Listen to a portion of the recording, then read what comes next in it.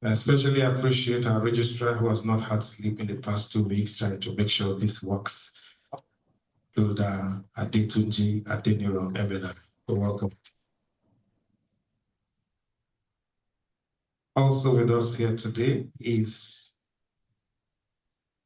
the representative of the President of Town Planners Registration Council of Nigeria, Town Planner Ishaku Mukhtar Kura, who's represented here today by Town Planner Alabi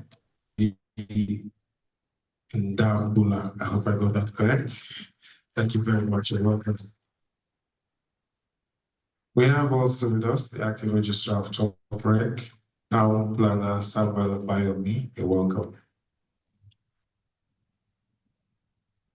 We shall take more recognitions as we go on, but let me also especially appreciate the former president of the Nigerian Institute of Town Planners, Town Planner Nathaniel Ategide. You're welcome, sir. Well, distinguished guests, ladies and gentlemen, today is a very straightforward day, and our program indeed is an easy one. Also with us here is one who rarely gets recognized because most of his job is at the background, but however, is a pillar behind the Housing Development Advocacy Network, Nigeria, so Africa's prime on TV on housing, a lawyer, a real estate mogul, and one who is humble enough to put all of this in his pocket and stay at the background. Barrister Festus Adebayo. Please put your hands together for me.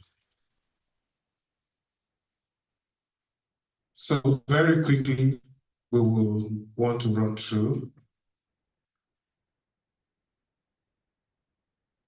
Also with us here, permit me to welcome the president of the Nigerian Institute of Building, Builder Alderton Ewa. Thank you very much. You're welcome. So I've been told that we will start off with the security drill, and immediately after that, we will go ahead and take the national anthem and commence procedures. But let me invite the Chief Security Officer for the hotel here to come and give us a drill. And I don't like announcing missing items. Please put your hands together for him.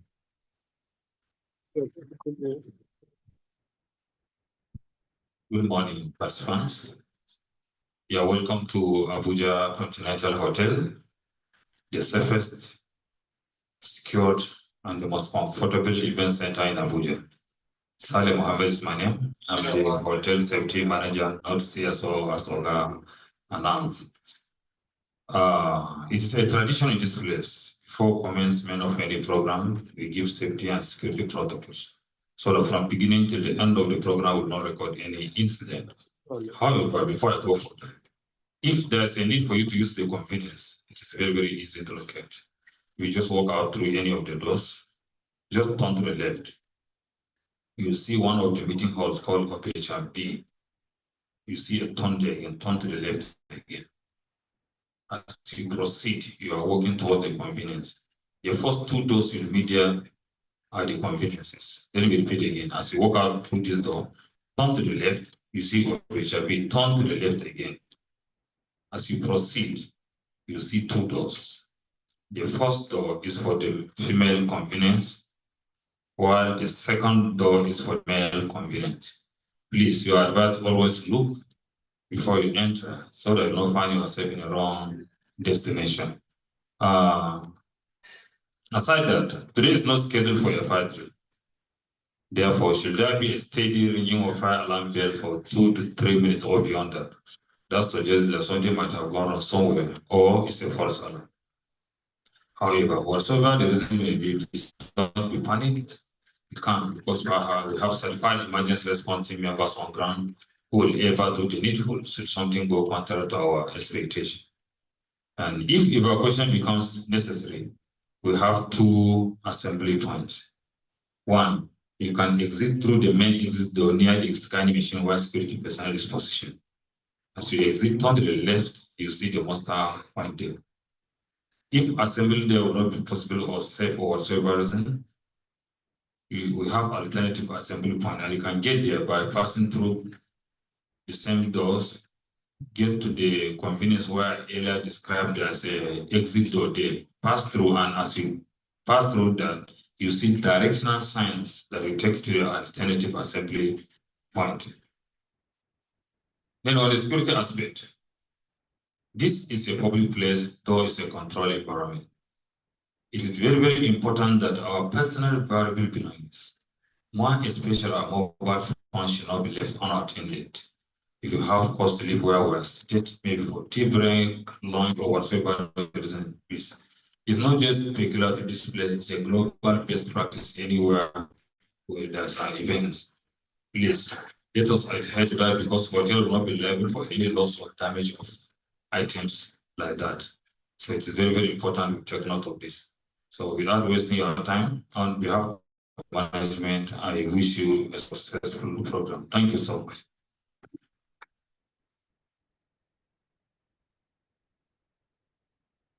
Thank you very much.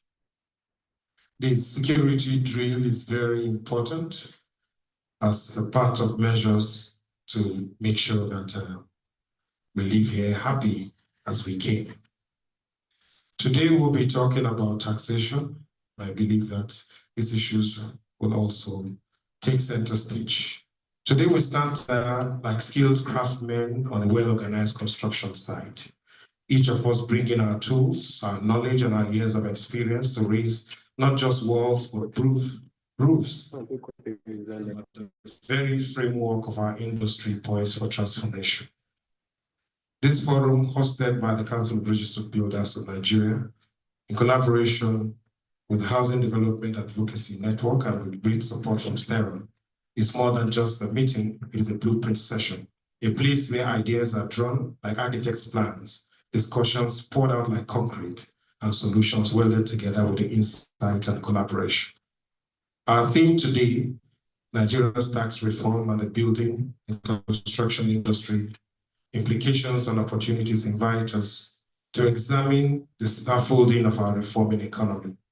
Just like the structural adjustment on site can mean the different things between stability and collapse, tax reforms also, though technical, can either stifle or strengthen our industry, depending on how they are understood and implemented and engaged.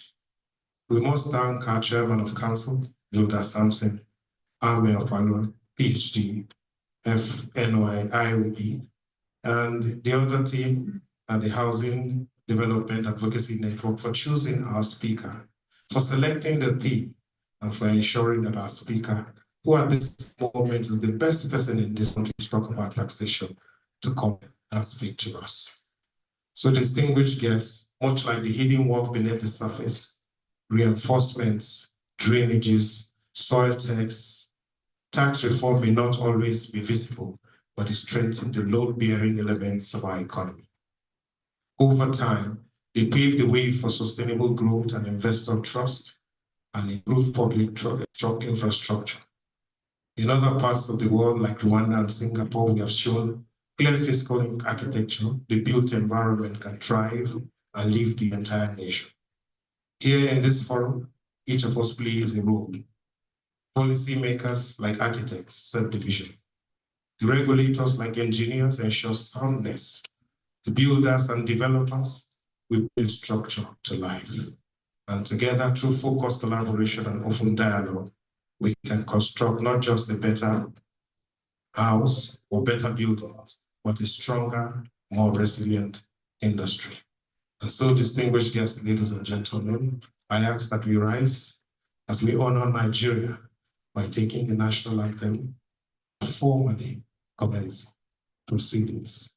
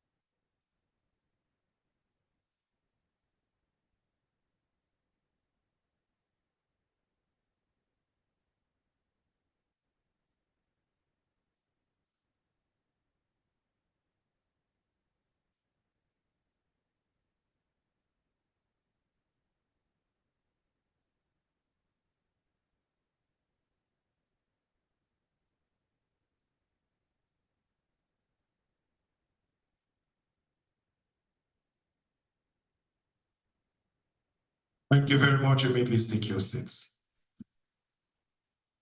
The representative of the Honorable Minister of Housing and Urban Development, the keynote speaker and chairman, Presidential Committee on Fiscal Policy and Tax Reforms, the chairman of council and other council members, our registrar, distinguished invited guests, gentlemen of the press, ladies and gentlemen, good morning. So today I want to say, let this day be like the first full day of a vibrant site, where team is aligned, the blueprint is clear, and the goal is shared. So I want to welcome us to the foundation lanes of a new chapter in the Nigerian building and construction industry. I think we should clap for Coburn.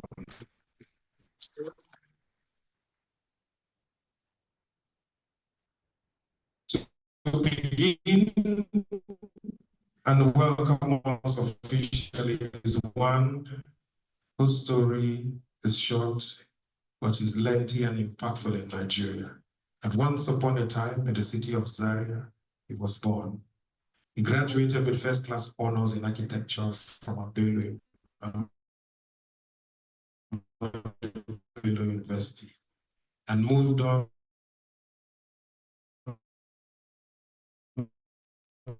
as a project manager, delivering landmark. Some have described him as the first Nigerian guest and largest companies in Nigeria. When he became director, worked on trust, ladies and gentlemen. Permit me to welcome Nigeria, public infrastructure, and an engineering landscape. With over 47 years in hands-on experience, spanning both the public and private sectors. As the fourth chairman of the Council of Registered Builders of Nigeria, president of the Sector of Skills Council for Building, and chairman of the Nigerian Artisans Award CAA, he has helped to lay the beams and reinforce the foundation of Nigeria's building profession. Let's welcome the master builder of systems and standards, engineer Samson Ame Opaluma. Please put your hands together.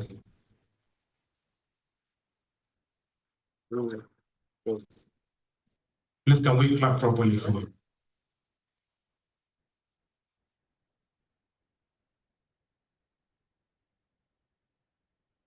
Thank you very much, MC. These days, the internet can inspire anyone. Incidentally, I was not born in Zaria. I was born in Ida State. And I also did not have a first class in architecture, but I had first class in building. All the other ones, all right. The Honorable Minister of Housing and Urban Development, ably represented by my former colleague and Director of Public Building, US Femi Temitope, our special guest and presenter this morning, the Chairman of the Presidential Committee on Fiscal Policy and Tax Reforms, our brother, Mr. Tayo Yedele, the presidents of various professional bodies and regulatory bodies in the built environment here present, the captains of industry, practitioners, and investors in the construction sectors in this country, the convener of the famous Africa International Housing Show, our indefatigable fighter for affordable housing in Nigeria, Barrister Festus Adebayo, members of Council of Registered Builders here present, the Registrar of Council, distinguished members of the press, ladies and gentlemen. I'm delighted to welcome you all to this maiden Building and Construction Industry Forum, which is another in a series of activities marking the 35th year of the establishment of the Council of Registered Builders of Nigeria, COBON. As a corporate citizen, COBON takes seriously its responsibility to society in ensuring the provision of safe and sustainable buildings and infrastructure required for national development and housing of our people. I must place on record with deep appreciation the support Council has enjoyed from the leadership of the Honorable Minister of Housing and Urban Development, Architect Ahmed Musa Nangiwa, fellow Nigerian Institute of Architects, towards the discharge of the functions in line with the established act, one of which is this forum that is being convened here this morning. Distinguished ladies and gentlemen, any keen watcher of the renewed hope agenda of the administration of President Bola Ahmed Tinubu, CFR, will agree that the key reforms being pursued with fervor is that relating to tax. The building and construction industry, because of its critical role in infrastructure development and its contributions to the nation's GDP, will certainly be impacted by these reforms on tax. May I underscore the nature of the building and construction industry in Nigeria with a view to positioning it appropriately in the tax reform conversations. This industry is run largely by SMEs, which produce some 60 to 70% of the housing stock in the country. The sector also creates a lot of informal sector activities, owing by the nature of the employment and feeder activities it creates. While the industry plays a crucial role in the economy, access to finance is a major drawback towards the expansion of its potentials. The industry also suffers the well-known evil of multiple taxation at different levels of government all over the country. In the light of these highlighted conditions, it is necessary to have a critical conversation around what the tax reforms might do to help the growth of our industry and to support the SMEs in the sector and enable it to further drive employment and meet the infrastructure needs of the nation. On one hand, it is hoped that the reforms will provide more revenue for government at all levels, thus providing more resources for infrastructure development. On the other hand, however, it is important that the industry is not stifled by the burden of taxation, in addition to other challenges associated with doing business. It is against this background that COBON, in conjunction with the Housing Development Advocacy Network, HDAN, have put together this forum to have conversations on this very important issue. Various stakeholders from every segment of the industry are gathered here today, and it is just fitting that Mr. Taiwo Oyedele, the Chairman, Presidential Committee on Fiscal Policy and Tax Reforms, will give the keynote address. He will also have direct engagements with the industry, discussing the challenges and opportunities. We are deeply appreciative to him for sparing the time to be with us here today. Let me conclude by appreciating our sponsors, Steron Construction and Engineering Limited, for helping to make this a reality. Distinguished guests and participants, I implore you to be on the lookout for other activities of Common to mark its 35th anniversary, and particularly the Maiden International Building Congress, which will hold between December 8th and 11th this year. Once again, it's my honor and privilege to welcome you all to this forum. Thank you.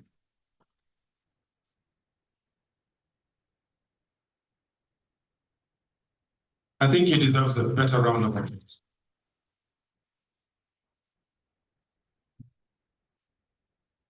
Thank you very much, Mr. Chairman. Today, I've been told we are talking about tax, and I remembered once in a class, somebody was trying to differentiate between tax and fine. And they said, a tax is a fine for doing fine, but a fine is a tax for doing wrong. So either way, you pay. If you behave well, you pay a fine. If you behave badly, you pay a fine. Let me invite one man who has helped to build and help to really give meaning to housing because of his skill and craft. We'll invite for his address the Honorable Minister of Housing and Urban Development, Ahmed Musa, FNI, who's ably represented here today by Director of Public Buildings in the Federal Ministry of Housing and Urban Development, KWS Demitokwe Beni. Please put your hands together for him.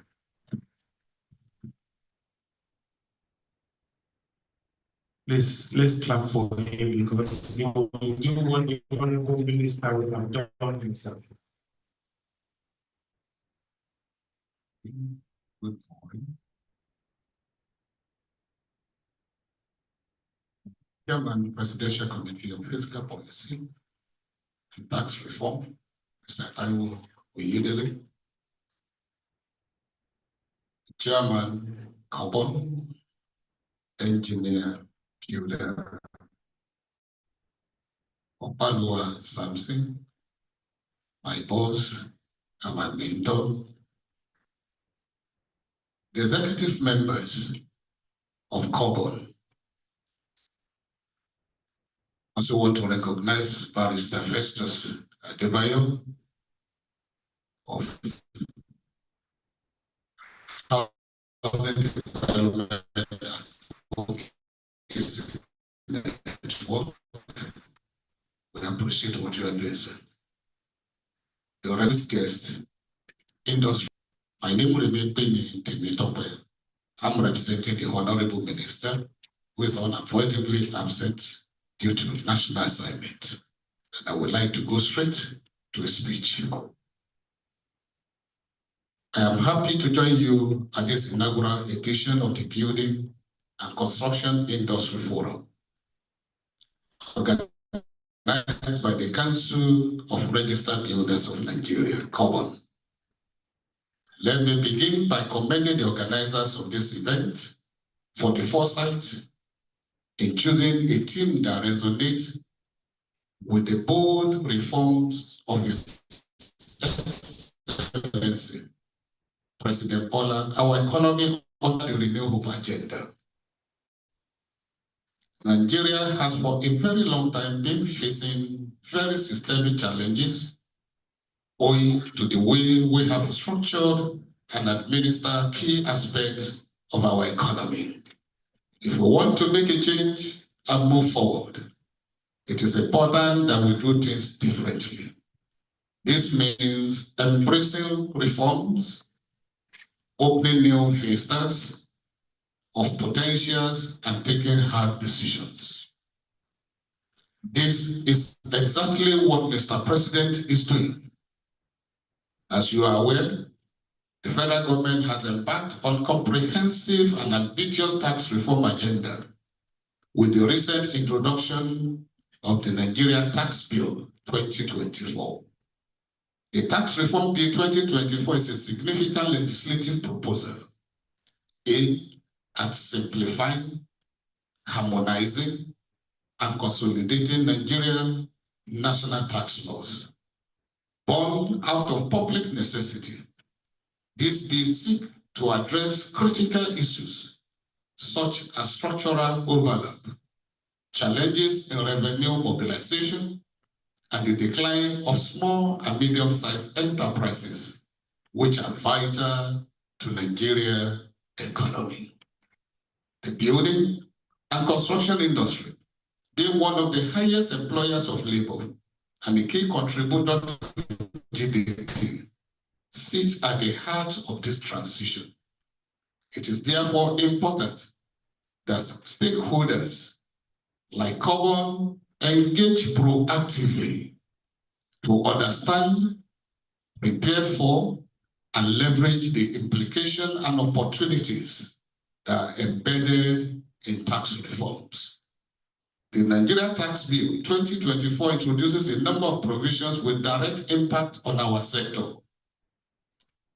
The bill permits the deduction of expenses wholly and exclusively incurred in the production of income, including costs such as rent, wages, construction materials, and employee benefit. This offers a whole relief to construction firms and contractors who maintain efficient cost documentation and tax planning. Gains from the proposal of land and buildings now fall within the tax net. Many builders and developers must now incorporate capital gains taxation into project planning and plan and pricing structures. Meanwhile, construction materials and services will remain within the scope of value-added tax, and contracts may attract stamp duties or revenue for builders to adopt sound compliance and invoicing system. There is also a notable provision for economic development tax incentives. The bill outlines tax credits and exemptions for sectors deemed critical to national development.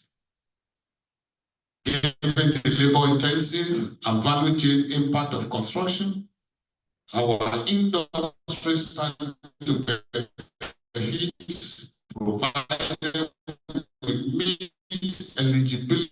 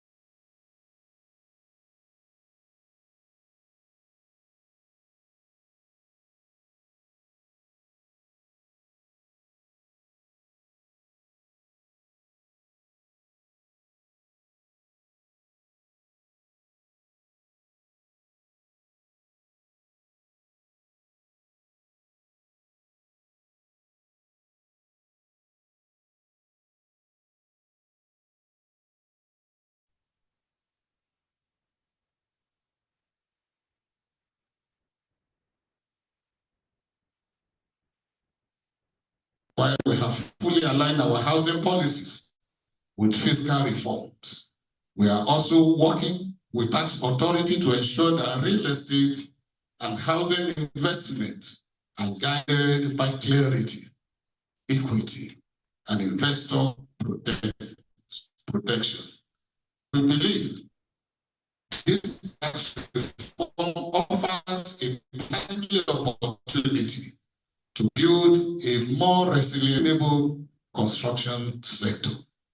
As we navigate this new landscape, I urge stakeholders in the building and construction sector to see this reform not as hurdles, but as a blueprint for industrial revival. I also encourage COBA to continue to champion advocacy, training, and compliance awareness to ensure that our sector remains a key driver of national development. Let me once again thank the Council of Registered Builders of Nigeria for this invitation. Thank you, and God bless you all.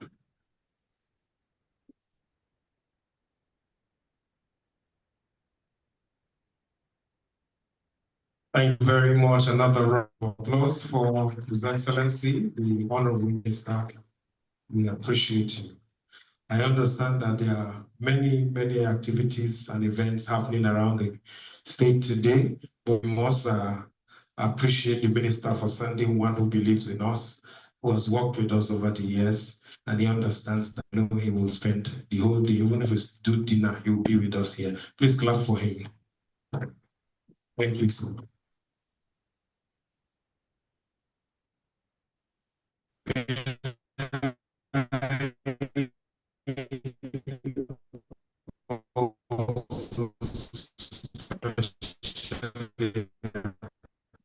Appreciate the chairman of ESVABON, Togo. You're welcome.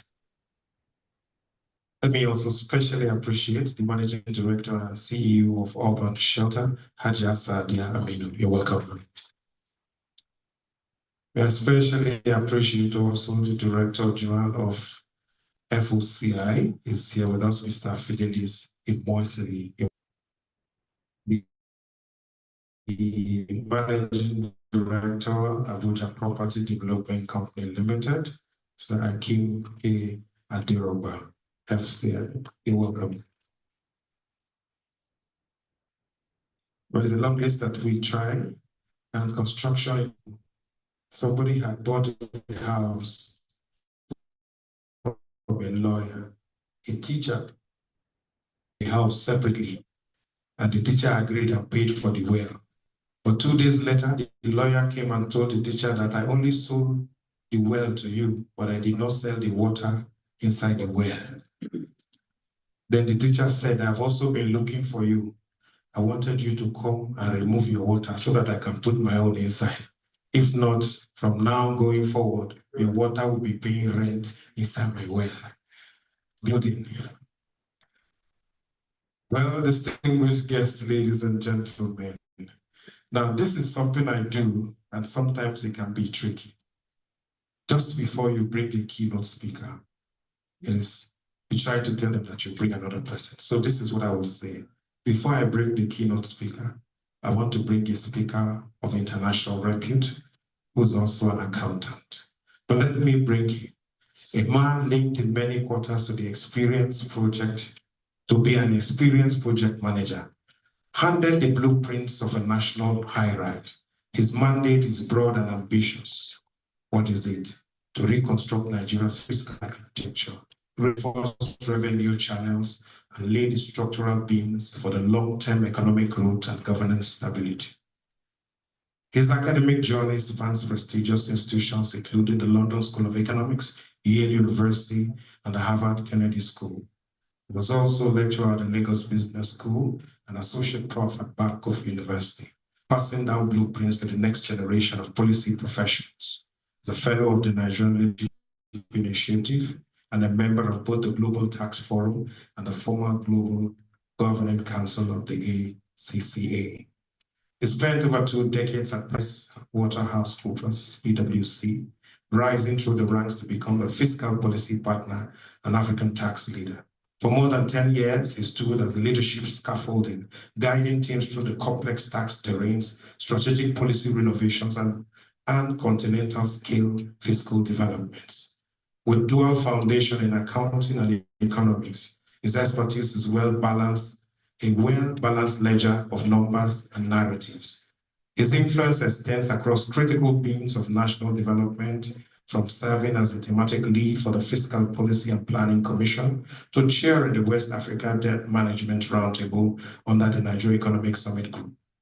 He has led the Taxation and Fiscal Policy Faculty Board of the Institute of Chartered Accountants of Nigeria and served on the Nigerian Taxation Standards Board of CITN and contributed to the Ministerial Committee on Nigeria's National Tax Policy, each role a vital bolt in the broader policy framework. He is an author, a mentor, a keynote speaker in every sense of the word. He is a chief fiscal builder whose life work is dedicated to strengthening the being of Nigeria's economy, leveling the fiscal playing field, and constructing policies that uplift, empower, and endure. He today stands as a chairman, and I asked the question. I just got a message when I said I was going to bring someone else, but our chairman of council had warned me that in this whole house, there is nobody who fits this description than the chairman of the Presidential Committee on Fiscal Policy and Tax Reform. Is our keynote speaker for today.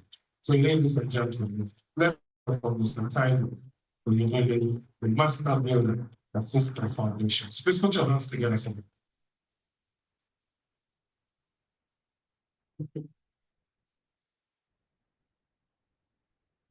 Thank you very much. Please have a seat. So I have to admit that my brother did an excellent job. So at the point I was confused myself.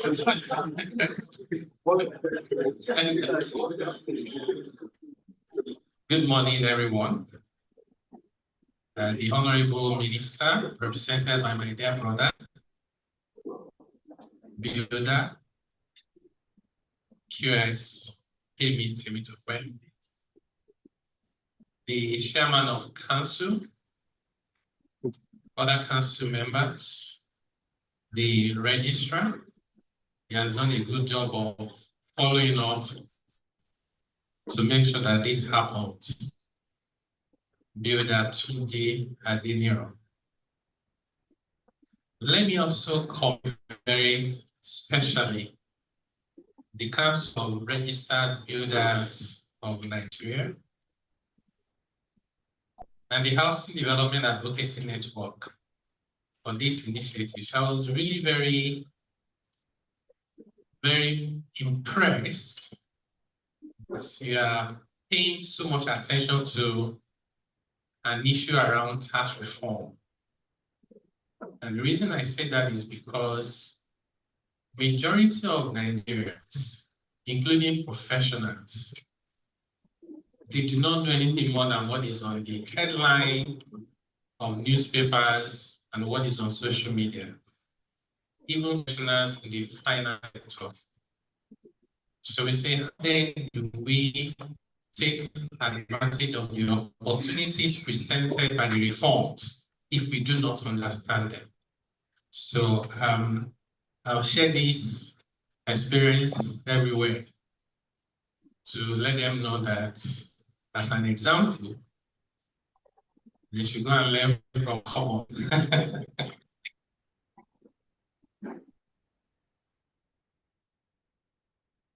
So generally in life, as human beings, we are influenced mostly by three things in terms of what we do, what we don't do, our behavior, things to encourage and things to discourage. First one is our faith. So we do things, we say we believe in God, and God says we should do this and we should not do that. The second one is denial of freedom. People avoid doing things that will take their freedom away from them because we cherish our freedom. Nobody wants to go to jail, for example. And the third one is anything that will take money away from people. And that's where tax comes in. You know, all the back and forths and the implications and complexity, confusion happening in the world today. You know, it's tax. tariff is actually a component of tax. Just imagine one country, of course, not just one country, world's most powerful country, decided to just tweak tariff, and the whole world is upside down. So that tells us that these tools, if we use them in the right ways, they can make things happen for us as a people. So in the time that I have, I'll be discussing with you Nigeria's tax reforms and the building and construction industry. What are the implications and the opportunities? Both the chairman of council and the honorable minister, represented by my brother, have done a very good job of laying the foundation in terms of what reforms are trying to do. So the outline that I'll be discussing with you is to quickly set the economic context. Because like Bloomberg will say that context changes everything. Then we'll discuss why do we need this reform? And then we go into the expected impacts, the implications, the opportunities, and then I'll share my final thoughts with you. So let's start with the economic context. Clearly, it is not Eldorado. We're not where we want to be as a country. So we have to acknowledge that. So nobody is going to stand here and tell you that Nigeria is now a perfect country and everything is just fine. No. It would also be equally wrong to say that everything in Nigeria is upside down and nothing is working, right? So which means the truth is somewhere in between. And that's the reason why on the slide you see on the screen, I have decided to combine what I call work in progress. In other words, these are the areas where we want things to get better. We're working at them. And then the areas where we're already making the turn in the right directions, okay? So we can balance it. One thing you would agree with me is if you get your news mostly from social media and newspaper headlines, more than 90% of the times you will get the negative news because negativity sells. Positive news don't sell. So which means you have to apply more effort, extra effort to look for the positive news because they will not ordinarily give them to you. And the good thing is that these positive news are the places where the opportunities lie. So what are those work in progress areas? One is the exchange rate convergence and stability. We want our exchange rates to be stable. We don't want different rate between parallel markets, official market, that people will now start doing round tripping at the expense of the country. So that is one area of work in progress. Another one is inflation. Inflation is still high and it's affecting the cost of doing business, including particularly for your sector. Like if you think about it, if you want to borrow to build, you're going to do the math and it's unlikely that it will add up. So because it's not adding up, we're not able to build as much as we should. We have rising poverty. People who live in multidimensional poverty are not likely to be looking for new houses to buy. We don't have enough decent jobs, which means even if you have a credit scheme for mortgage, many people will not be eligible because they don't have decent jobs. Interest rate environment is very high. I already mentioned that. You know, in most countries, do a mortgage at single digits, actually low single digits. But here, it's going to be almost impossible to get anything like that. We have insecurity challenges and there's social discontent. people are just, especially young people, the young people are just unhappy. Sometimes they really can't tell why they are unhappy other than what other people are saying. I was saying to some young people that I mentor recently, some of them are in school, they are struggling to find school fees. I then asked them whether they know about nail fund. And you know, they were not aware. These were not people in villages, they were in Lagos. They were not aware of nail funds.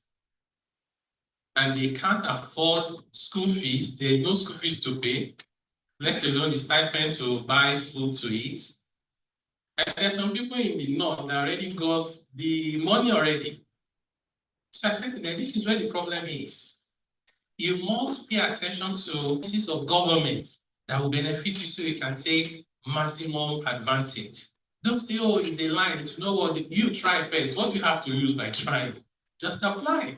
And there's no fee for applying. So we also need to get more policy coordination of government and public communication. So these areas are the areas of progress.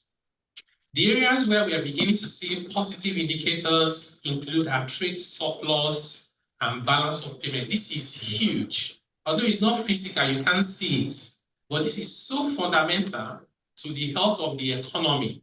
It's like saying that somebody was, having a heart attack and now they recovered, right? So we have trade surplus for the past 4 quarters, and our balance of payments is positive in billions of dollars, which means we export to the rest of the world more than we import from them, including other payments for interest and income that we earn from abroad. Just put everything together and we are in a positive position now. Inflation sometimes in Nigeria is impacted by imported inflation because we import a lot of things. And if the prices are high where you're importing from, it will be high when you finish importing. Global inflation is coming down. And the only concern now is the tariff by the US. And we're seeing countries cutting their interest rates from EU to even the US. They pause at some point. South Africa here, even Ghana cut their interest rates. So we're seeing cut in interest rates. And we hope that that will happen in Nigeria as soon as possible, so interest rate can start coming down for businesses to grow. Budget deficit is declining, and government is spending more on infrastructure.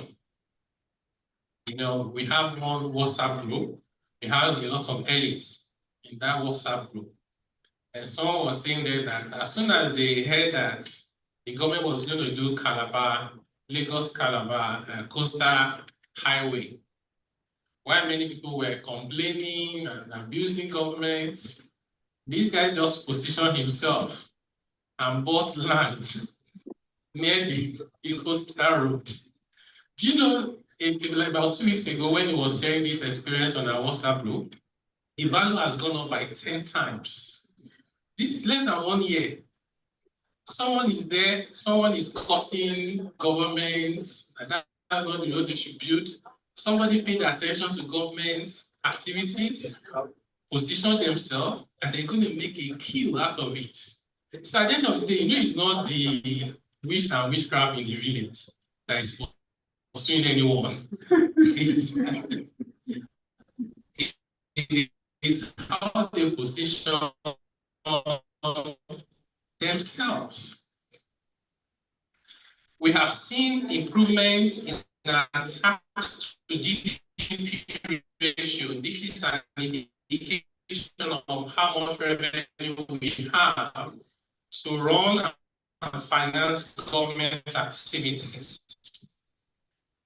The ratio has increased from about 9.6% at the end of 2023 to now about 13.6% in just 1 year because of the reforms of the current government. This also means that we stop printing naira to spend. In the past, we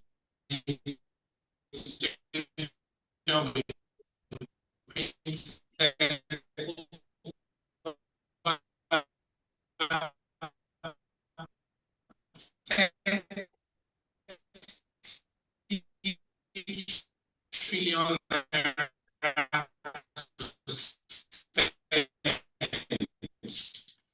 we have a good name for it. We call it ways and 30 trillion. The impact of that over 30 trillion we printed is one of the reasons why we have high inflation today. Because if you keep printing money that is not backed by productivity,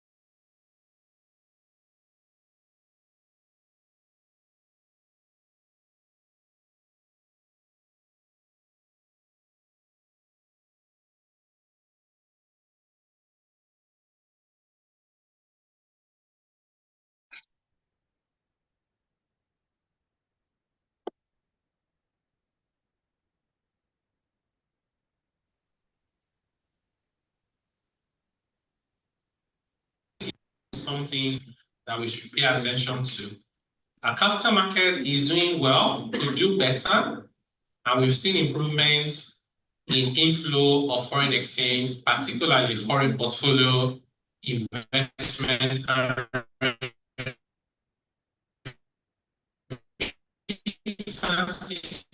from our citizens outside Nigeria. Okay, so that's the economic context. So why are we reforming now? So Nigeria fiscal space, when you talk about government, means we are restricted. We can't do what we like to do. The way we like to do them is holding us down. And our tax system is not conducive for meaningful growth. And the chairman mentioned it in his speech. The tax system is holding us down, is holding us back. It's knee on the neck. And I have to put on record that we're very grateful to his leadership. I can't think of any other president in my adult life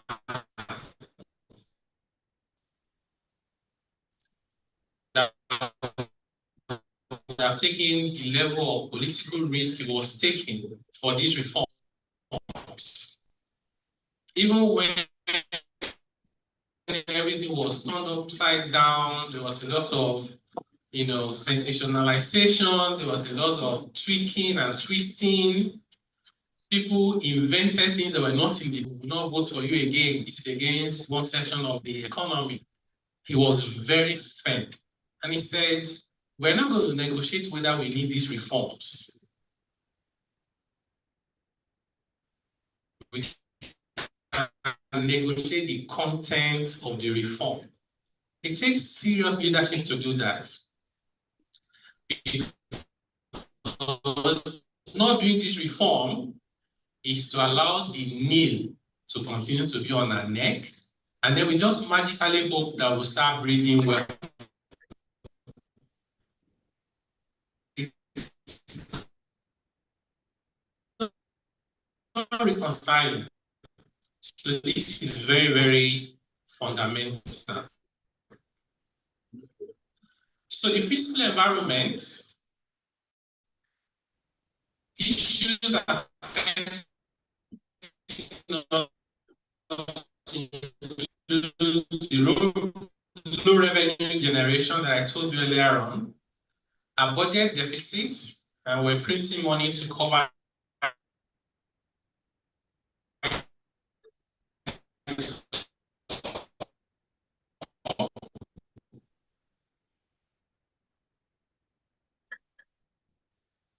we over rely. So if anything happens to oil prices, financial management,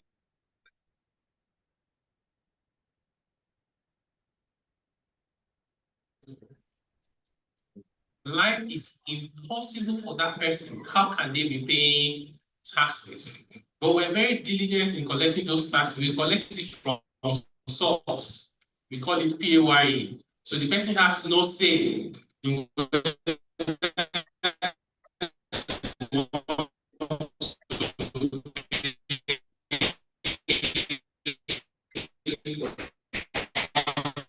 not.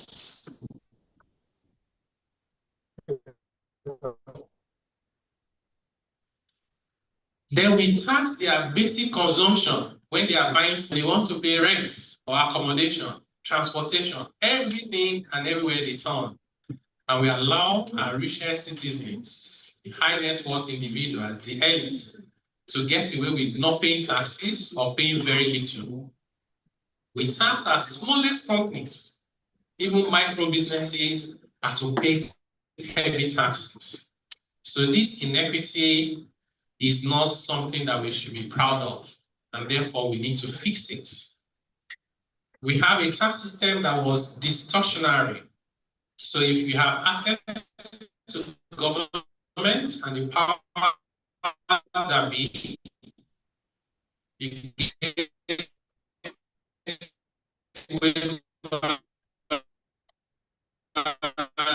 duty waivers, exemptions. The same sector may not have access to option in the economy. Our system is not competitive. Businesses to formalize. But once you formalize in Nigeria, your tax burden goes up by almost twice. The effective corporate tax burden on businesses in Nigeria is more than 40% of your profit. Goes to all manner of taxes from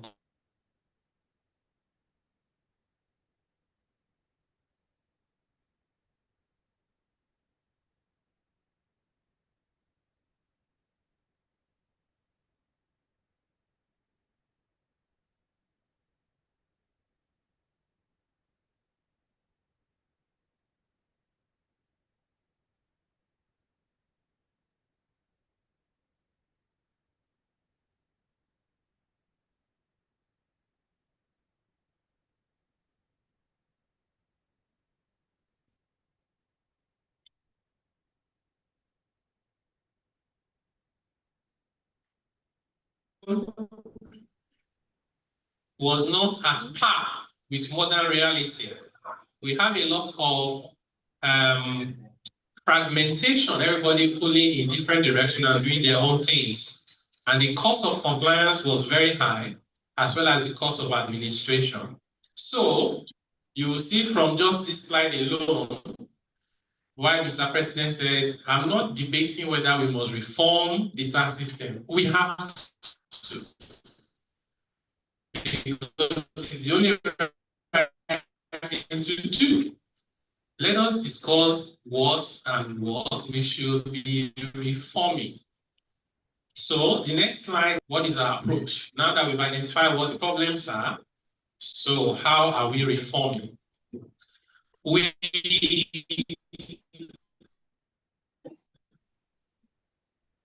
were given very clear mandate by Mr. President. And those are the things I've tried to summarize on the headline there. The reforms are people-centered. The reforms are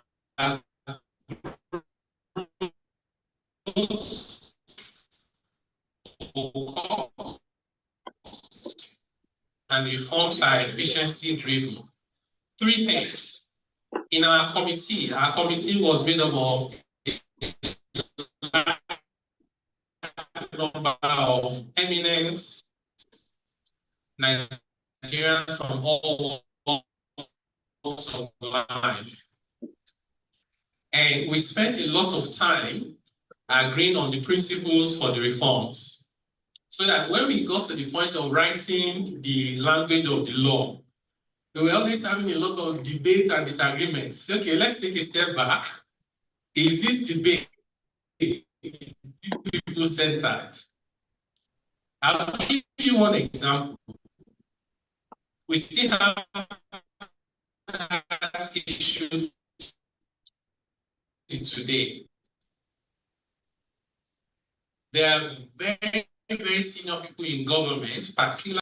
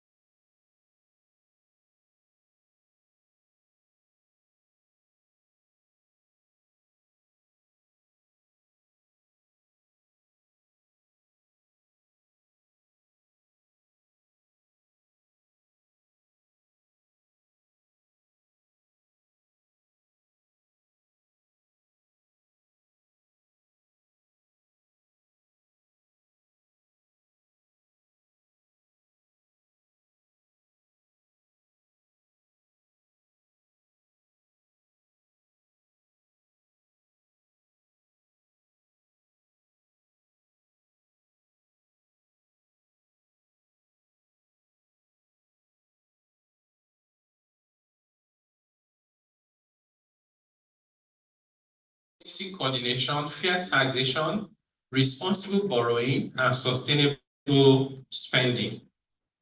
What do we expect on the next slide?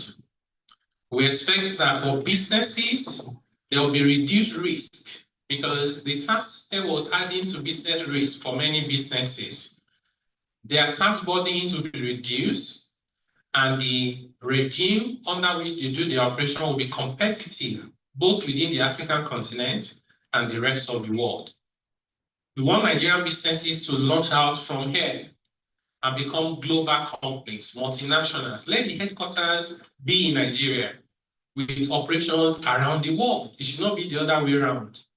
For households and individuals, a lot of economic reliefs from wage award, transport subsidy, to tax waiver on food items, zero rated for education, for healthcare, exemption for transportation, exemption for rent, exemption for accommodation, and so on and so forth. And a lot of opportunities would also be presented. Like I was saying to the young people about Nelfon, in these tax reforms, there's one very important area that will benefit mostly the young people. We realize that Nigerians are not very attractive to multinationals who are looking for people to work for them remotely, despite being very smart, and we speak good English, and we're good with technology. So when we did all the analysis, we realized that a major impediment was the tax law. We have a provision in our tax law that says, if a multinational company, just think of anyone, whether it's Google or NVIDIA or Amazon, if they employ Nigerians in Nigeria to work for them, not only would the Nigerian pay tax, the company that employed them must come and pay tax in Nigeria. So those companies will now ask themselves, what's so special about these Nigerians? If I can employ Kenyans, I can employ Indians, Filipinos, and I won't have to worry about going there as a company to pay tax. Why should I insist on employing Nigerians? Philippines makes about $35 billion from what I just told you. The global leader is India, around $200 billion a year. Nigeria can't even boast of $1 billion. And our English, our English is better than the Indians. And our time zone is like the center of the world, So we said, okay, why nobody, it was not God that gave us these tax laws. We wrote it ourselves and it's not working. Can we not just amend it? Imagine 1 million Nigerians, young people, getting job within the international business process, globally, earning $1,000, $2,000 per month. That is between $1 to $2 billion every month flowing into Nigeria. It will not only help you strengthen the Naira, it will provide income to those people. And you know how it works in Nigeria. One person that is working, earning about $1,000, $2,000 a month, has about 5 to 10 people they are taking care of. So that is in the bill. So also for the young people, you need to position yourself to be ready for when that opportunity start coming in as soon as the law has been signed. For governments, we expect there will be economic growth. There will be more revenue to finance government activities, and there will be fiscal sustainability for our country.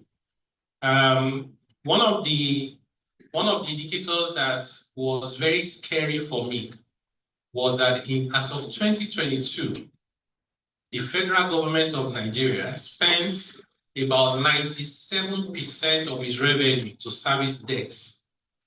This is almost everything. Almost all the revenue the federal government earned was to service debt, which means they borrowed to pay salaries and to do every other thing.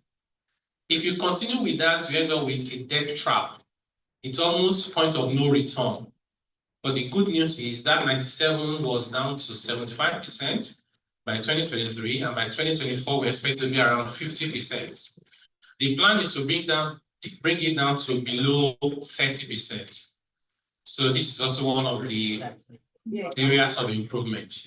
So let me close by discussing some more specific areas affecting the building and construction industry in terms of the implications and the opportunities. One is VAT exemption. So no VAT on land, no VAT on sale of real estate, and rent is exempted from VAT. Some of these were areas of controversies in the past.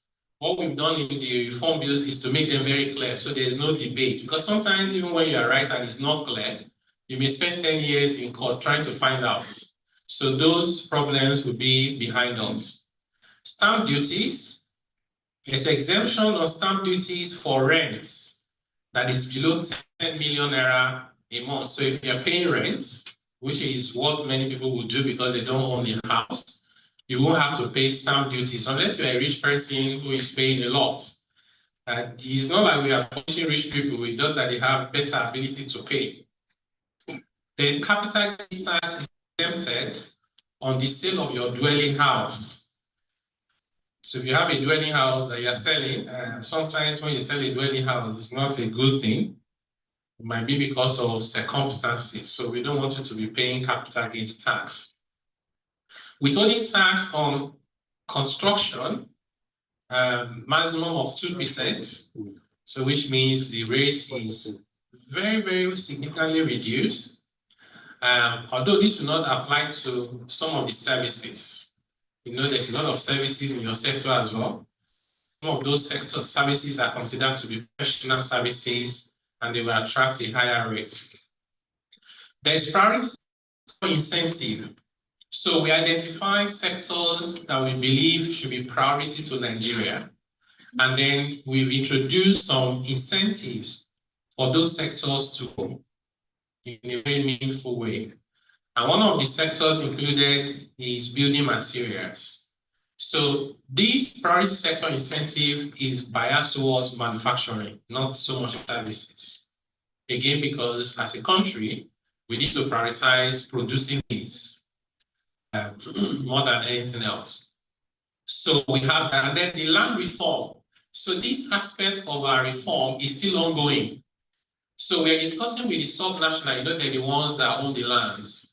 We're discussing with them on how to ensure that we have proper land reform to enable activities in the build sector. Why is it so complicated to get title to land, do land transaction? You know, so if you go and buy land in Lagos, for example, you start praying to God that they've not sold it to 5 people at the same time. You know, those things constrain our ability to grow. So we believe as we're able to open up the space and do land reform, there will be more activities in the building and construction sector, and by extension, it will positively impact on the whole economy. So I'll close by saying that we all agree that Nigeria is not where we like it to be yet.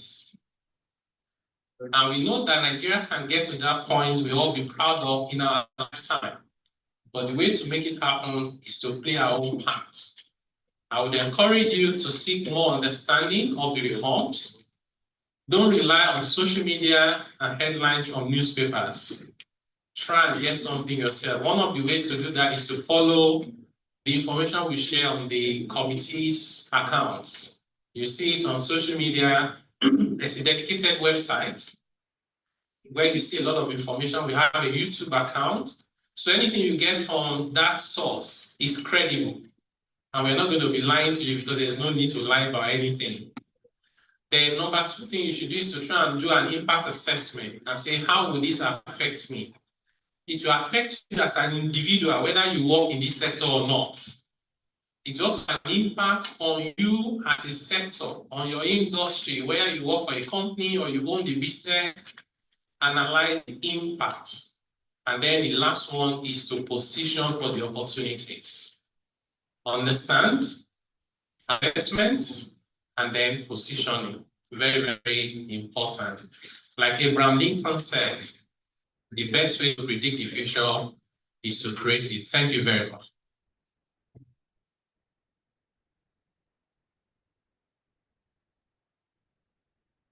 I think he deserves a standing ovation.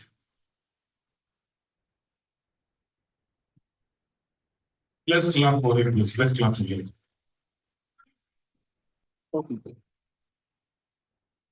Thank you very much for that very deep and insightful thought. Please, let's take us. For me, the knack of today's lecture is not only the fact that it covers everything, but is that our guest speaker has been able to bring it to the very simplest form. And so I think you should still be doing lectures. Just continue because this is a very beautiful one. Thank you very much. And how come we didn't know so much about taxation and what you're doing? I think we'll hold this more. It will be a bigger one And I know your office can fund it. Please put your hands together for it. Because our members need to know. Everybody needs to see how simple you painted it. And a lot of people, you have treated a subject that is feared by governors. I see how simple you made it look. Something that made governors want to go on strike. So thank you very much, sir. We are honored to have you. Another round of applause for him, please. Especially appreciate the Registrar for Estate Surveyors and Valuers Registration Board of Nigeria, ASV Shehu Janet. Please put your hands together. We also have the Registrar for Quantity Surveyors Registration Board of Nigeria, QS Abdullahi Alkali. You're welcome. But thank you so much.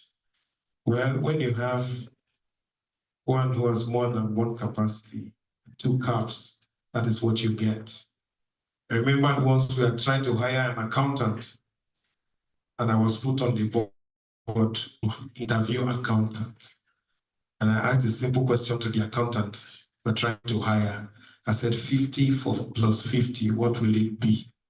And the young accountant moved his chair close to me and said, sir, what will you want it to be? But accounting has changed.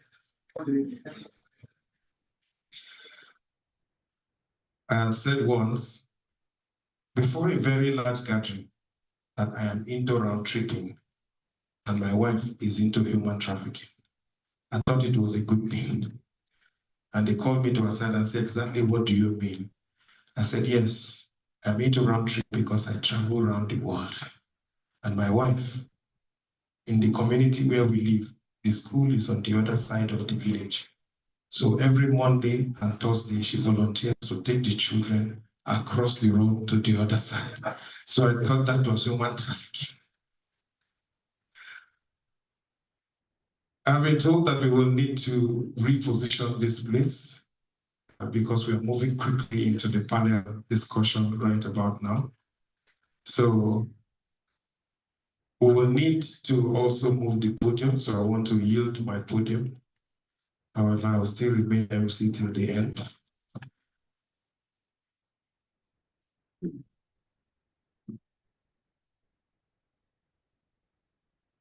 So the first on our panel today will be, of course, one who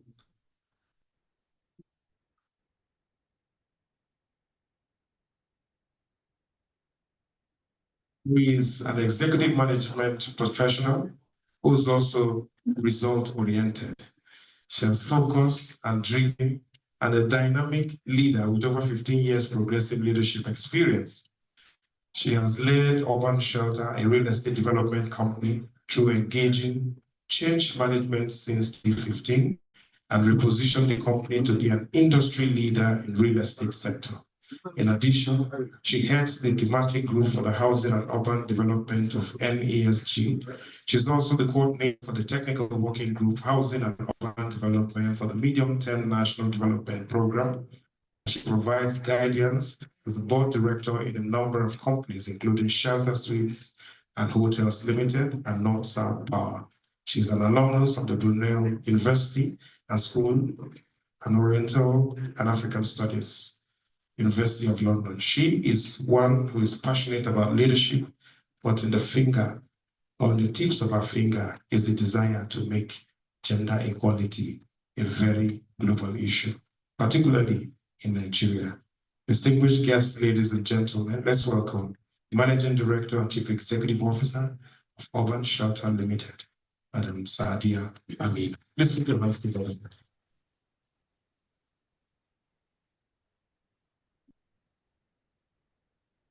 Next, I also want to bring one who is very, very distinguished in his own career, an MBA from Bayes University and a Facility Management Professional Certification from International Facility Management Association.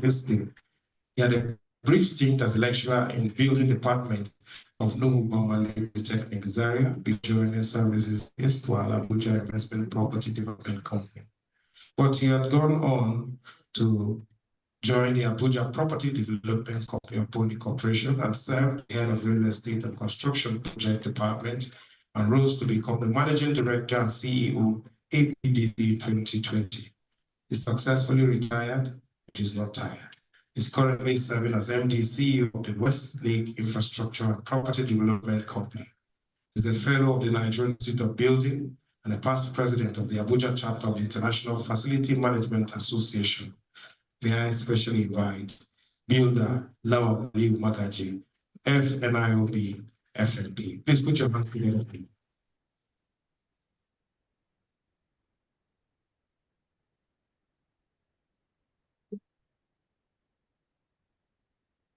Our moderator for this session is one that is hard and difficult to describe in very few words. He's a master craftsman. For that ability of housing, provide relief for people who are paying rent. Okay, can we appreciate our technical crew? It's going to do is to remove a lot of the tax burden. That's an interview happening outside, but the lapel is still on him. Can somebody just tell him to turn off the lapel? Mike. All right. I'm sure they have done that. Let's clap for our technical crew, please. That happens also in building. Telling you, I leave the hotel once and I was hearing all the discussion in the next room. So who can build this kind of thing? I couldn't talk because I don't know whether they are also hearing my own. But distinguished guests, ladies and gentlemen, our moderator is a master craftsman in the architecture of professionalism. Is a name laid deep in the bedrock of Nigeria's built environment. A fellow of the Nigerian Institute of Building and a licensed builder. Is not merely a participant in the industry, he's also one of its load-bearing pillars, forged through decades of hands-on experience, technical mastery, and strategic foresight. His professional journey spans over 35 years, a career poured and cured with the patience of a seasoned mason and the precision of a structural engineer.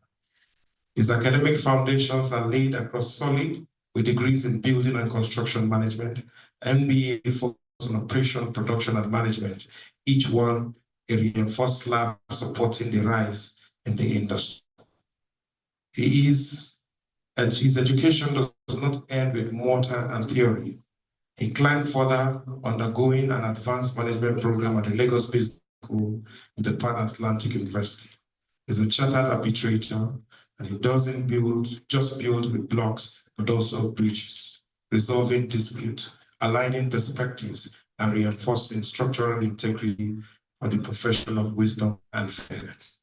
Today, as Registrar and Secretary of the Council of Registered Builders of Nigeria, Builder, permit me to invite our Registrar and friend, Builder Adetunji Ayola. Please put your hands together for him.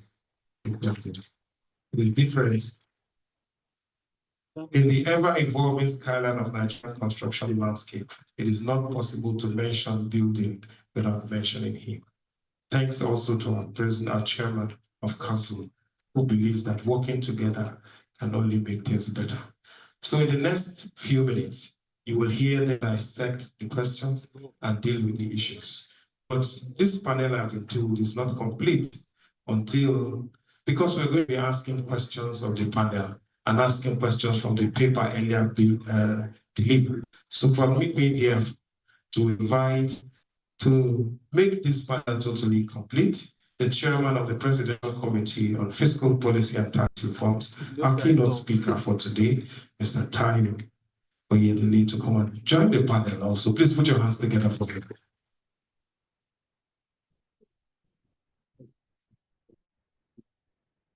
So this panel is indeed a skyscraper, complete in every form. The woman in the middle is what the worry people will call a gay witcher. Please put your hands together for her.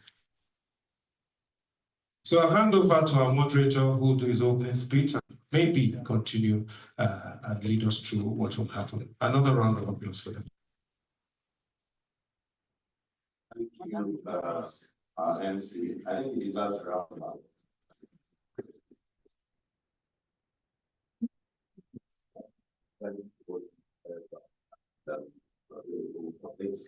This session will feature the discussion of the presentation as well as the questions from the participants so that we can have better engagement and take advantage of the presence of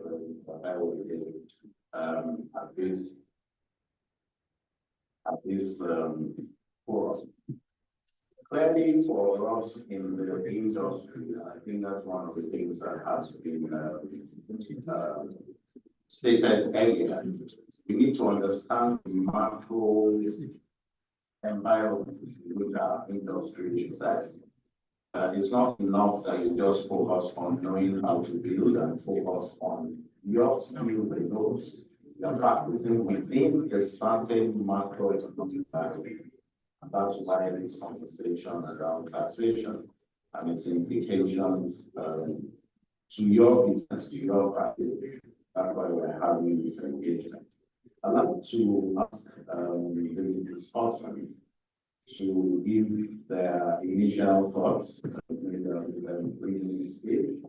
And I'll do ladies first and ask at the end of the meeting in sharing our thoughts and then we'll go to the meeting on that.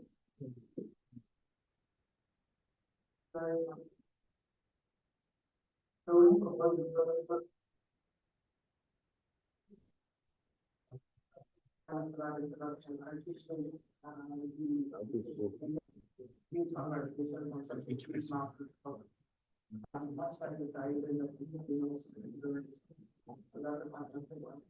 have a long history with taxation, even though I have also years ago, I was one of a team reviewing the draft reflecting for local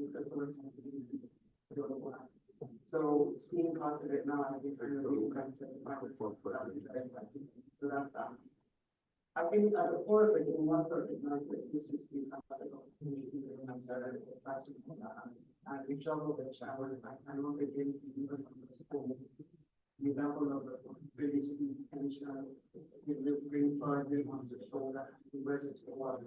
I've heard like yes, that you break it down to you because other organizations don't know the things of because we find it right. But taxation is not from the much more than the taxation we can do. I think that's our issue. Creating revenue on capture reducing ambiguity, creating transparency also and these are all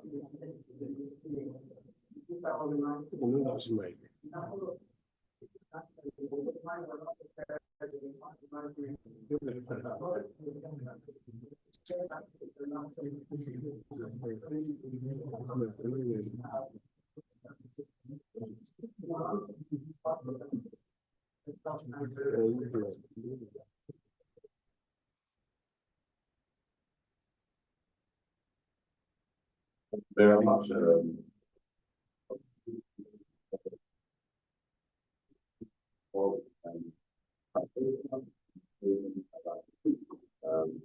this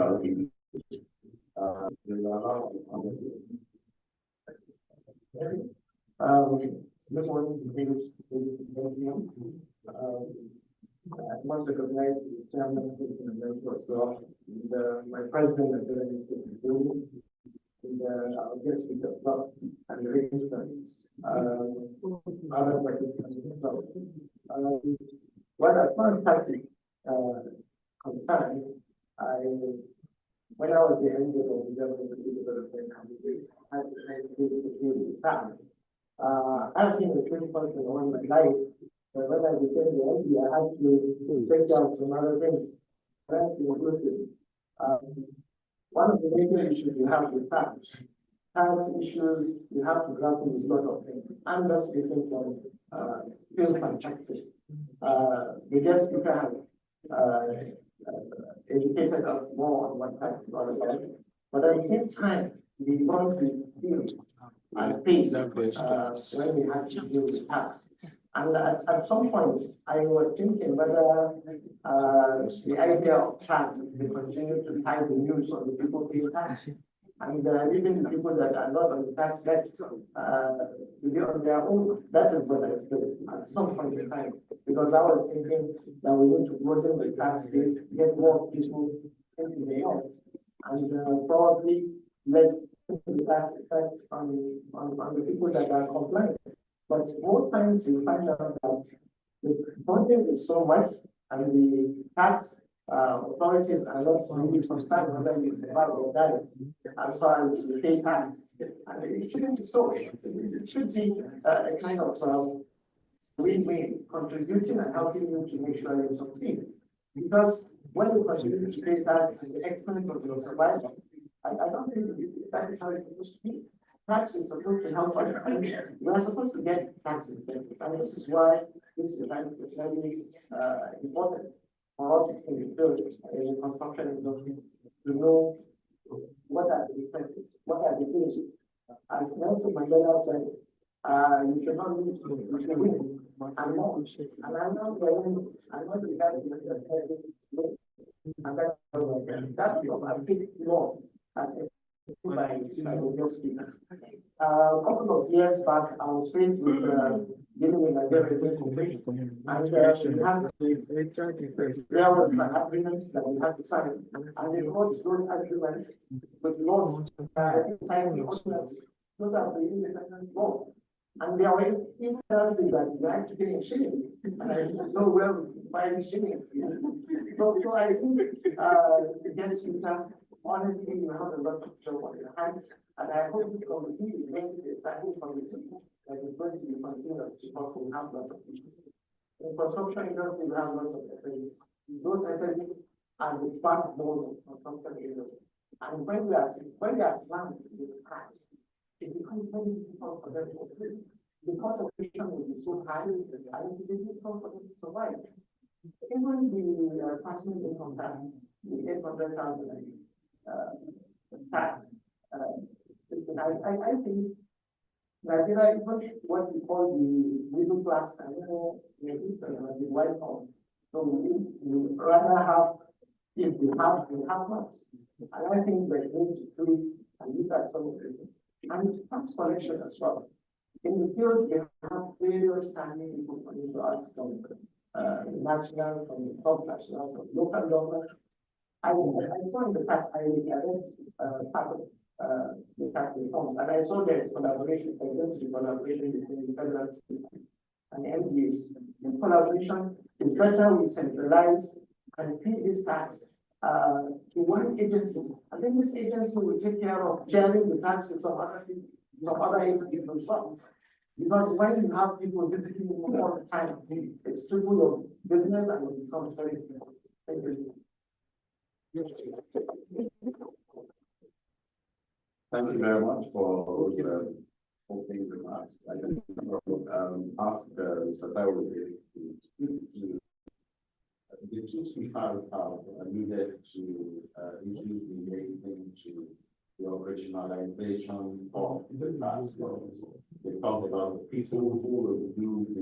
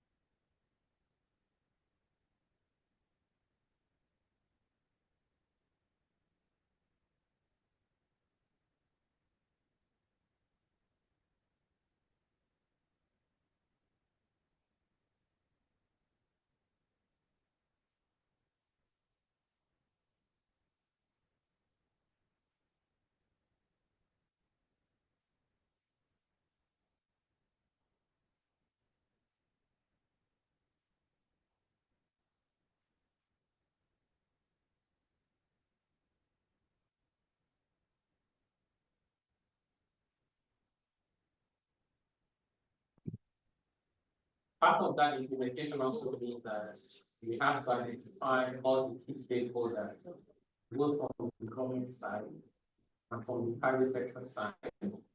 And so we have the FRA, the joint tax law, we have the state governors, finance commissioners, and we're all engaging with. In fact, the FRS will be the most impacted in terms of implementation. And they set up already the whole units within the FRS just to implement the reports, headed by two directors, the project director and supporting director. They will give you an idea of the level of seriousness that is committed to it. We also are engaging with the customs service. We are discussing with local government as well, and that has been the most difficult one because some of the multiple taxes are sometimes collected by non-state actors that put a lot of burden on this thing. We have to put that local country there. So we also don't want to benefit down the daily constitution, so we are making sure that we have the first understanding of what is right and what is not right, and how to benefit it.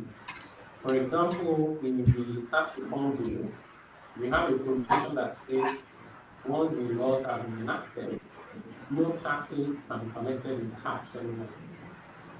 The objective of that is if you cannot collect tax in cash, then the chances of you trying to collect for your pocket is reduced. We also believe that anybody that does not have a mobile phone and does not have a bank account should not be paying any tax at all. Right, because that means that is hard already. So, and the plan also is that in my opinion, if you can also pay, you know, if you are a barber, you are a tailor or organizer, you pay 2,000 naira a year. And that's all you need to pay. So the day you have 100, start something 100. You pay 100, your balance is 19, right? So you pay because that feedback on the system is your receipts. So that way, there's even more transparency as to how much money has collected. So we can get full government to account to use that money to take care of society. So we are optimistic. We're not saying we'll be perfect overnight, but we think this journey that we started, if we all can work together and sustainably, we can transform our country for the good. Thank you very much. But you know that we are not dumping the report and walking away because we are staying there and they will always be able to point the finger at you and say, this is what we plan to implement. Where is it? How far have you gone with? There will be room for questions from the participants. We know that that's very important. We just take another round of the questions there, and then we'll come to the participants and take questions. Well, very mindful of the time and we thank the speech to the time. While Mr. Billy was making his presentation, one of the things I thought was very important for us in the industry to know is the issue of documentation. And I think he alluded to that partly because you will not be able to enjoy the benefits if you don't keep your records the way they ought to be kept. Perhaps this time I will start with you to probably shed a bit more light on this before I then go to the industry practitioners to ask what challenges do you think would exist, especially with documentation to be able to take advantage of the benefits that the tax reform holds for us. So, in terms of documentation, are there standard forms? Are there going to be defined things that will make the process predictable, if you like, in terms of what's expected from the documentation? Yes, thank you very much, Manuda. So this point you just raised is so important, and thank you for raising it. Because at the end of the day, when it comes to tax matters, evidence is everything. So if you say that small business do not pay tax, no company tax, When I come to you at the tax man, you can't just use your mouth to say, we have no before 100. You expect the man to just come back and say, okay, good luck next time. That's not how it works. You must keep record. And we're not saying you must go and hire accountants who do legal statements of this and that. That's not the kind of competition we're talking about. It requires some discipline. What I would encourage everybody in the room, particularly the one in small business, is to try and be using your banking system for all payments. You know, for more than 20 years, even though I was not running a small business, my drivers know if you drive to the first station, the first question you ask is you get receipts. Because I'm not buying stuff without receipts. It's either you have receipt to give, or we can use POS. So that once you use POS to pay, you print out the evidence. And you have to quickly snap it on your phone because it will become blank after a while. Right? If you develop that habit of making payments on your phone, using your bank card, the day you need to provide evidence and you can't find, you just need the bank statements. Because the bank statement will capture all of that. You can find an intern, NYSC, accounting, graduate, they'll help you put it together. It becomes your evidence. When people supply you anything, ask them to give you receipts. You go to the shop to buy, you buy your phone. Some people buy your phone. The phone is not a small investment. You buy your phone, you do not collect the receipts. Collect it and keep. So documentation is critical. The implication is that if you don't have documentation, number one, you lose the benefit of all the exemptions and incentives. And then the tax man is given the power to do what we call presumptive tax, which means the man will say, now that we don't know what we are doing, we believe that this is what we have been doing. I know their belief is always not in your favor. So please, if you forget everything we have said today, remember this thing about documentation is so important. So thank you once again for reminding us about our value.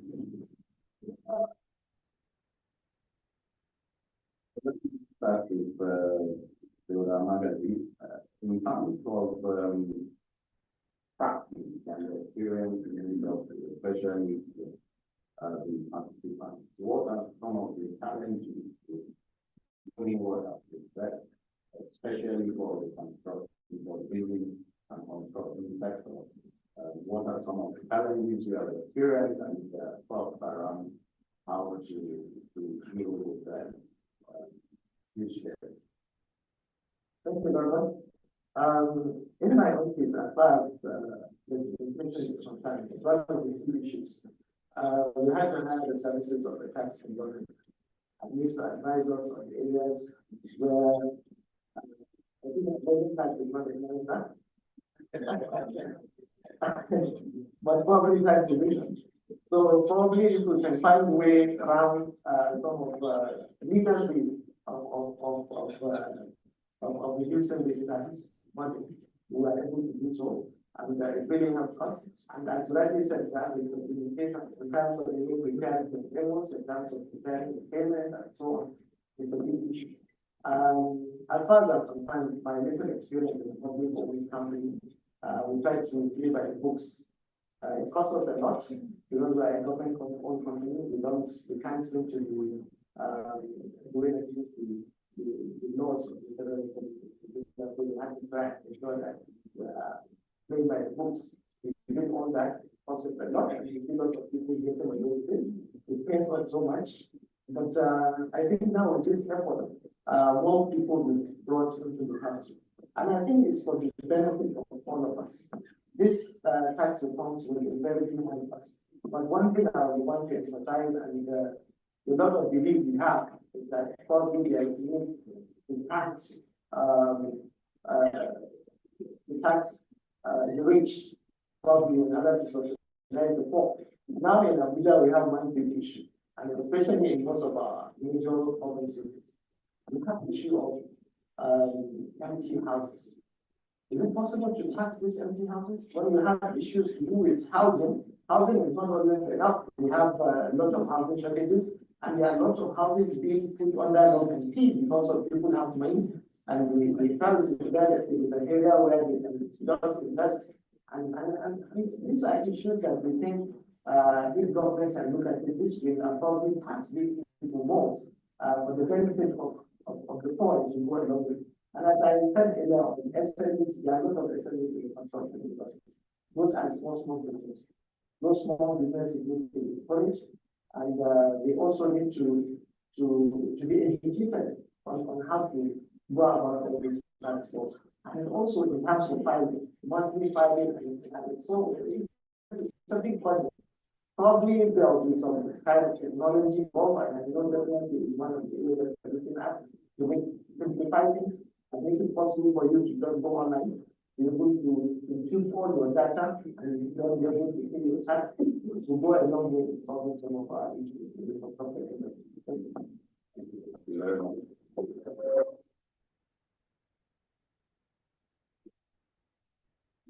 And yes, again, I see that all the private sector concern now, the money.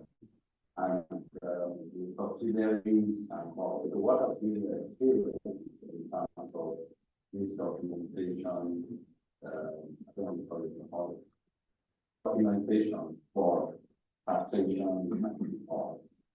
Very much, such a very question. So I was talking about the development fund study. Others of the development company, and we are running with different projects. Concurrently, we are based in Abuja, Lagos, Kaduna, and United States. So when we talk about the implementation, just like the chairman of the level of time consuming, individual man hours to ensure you're having to cover the different levels of requirements from low to high regarding taxation. And taxation isn't just considering your point. It's the levies, it's the tax, importing files, if you're importing any kind of items, those are taxation. They are multiple numbers. I think this is an idea of scale. We have a 6-month accounts finance that at this period are very busy, so that we can make a deadline of when you put in your company accounts that kind of works. There's an external auditor that's in Lagos that sends a 3-month team that we have to be first suspension for 2 weeks. You should congratulate us, it used to be 3 weeks, but because we have digitalized a lot of our processes, they've now reduced to 2 weeks. We then have an internal audit team. Again, just to make sure we cross the T's and dot the I's. And this is all to do with documentation essentially. To make sure we're on the right side of the line, to make sure we're a company that can present ourselves as credible, that's having integrity, to make sure that when we go to authorities in that taxation period, we avoid all the test reviews, the audit reviews, the large tax office, the enforcement exam. And there was a week, by the way, 2-3 years ago, when Constituency the MD mentioned, we received communication from 3 different organizations of taxation. There was a 7 years ago, due to documentation not moving from one office to another office, a very low point in my career. The office was sealed because large tax office with the chairman and agents did not discuss with the agenda about our restructuring tax budget, which at the time was 700 million. So we had decided, along with the chairman, actually here with the chairman, first we hit monthly rather than quarterly.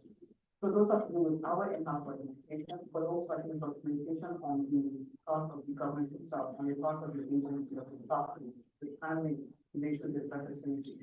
And something like digitalization and technology that on subsidy, I think this is kind of a different subject, and it would be something really greatly applied if we want to look at the housing. My big brother and mentor track something we discussed on that we really want to the trajectory of affordable housing and social housing to be solved. One of the things we look at is subsidies and the ability work, because we can be one expensive with you, so I have to use our work better. What I'd like to say is the honesty when it's implemented. And you can address it that way.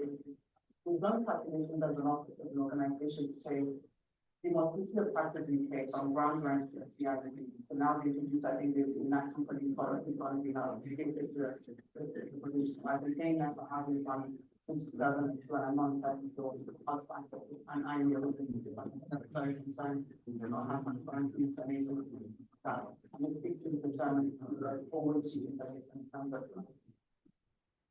Usually reach 5 to 70%. The house is 10 million naira, the 3 million might go towards things like groundwork.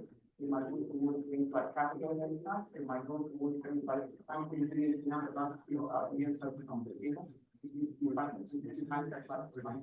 Now we're putting something. But when we actually calculate it, imagine we spend 10 million, 10 million naira. We're using 2.5 million for it. How much more would it be? That would the average insurance and begin to get on. So that's how I'm starting option one is the part. Thank you. We will go to the participants, probably take 2 or 3 interventions before we come back to the final.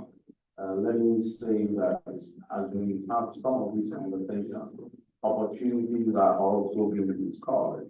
There's an opportunity in digitalization for the construction industry, for the SMEs in the construction industry, some systems to make it easier for them.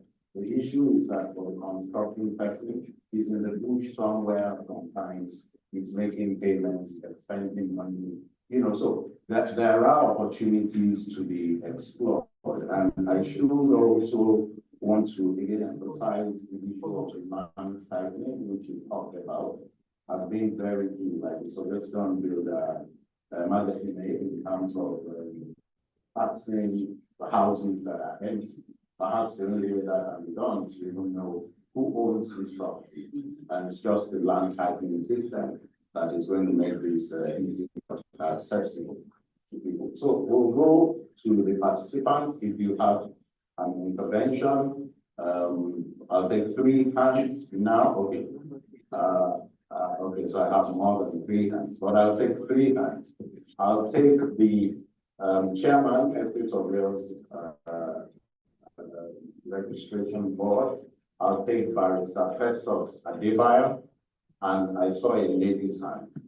You'll agree with me that I should take a lady. Okay, so I'll do a 4th one. I'll take the MP of APDC. Right. So we'll go in that order. Mr. Chairman, I think this question is directed to the keynote speaker. Rightly, he has advised that we should look at positive side of things, particularly as regards policies of government. I think that's how it should be. But we should still acknowledge realities. The realities of Nigerian economy is that it is characterized by shortages of critical infrastructure, shortages of energy. Talk of anything, you are bound to also shortages.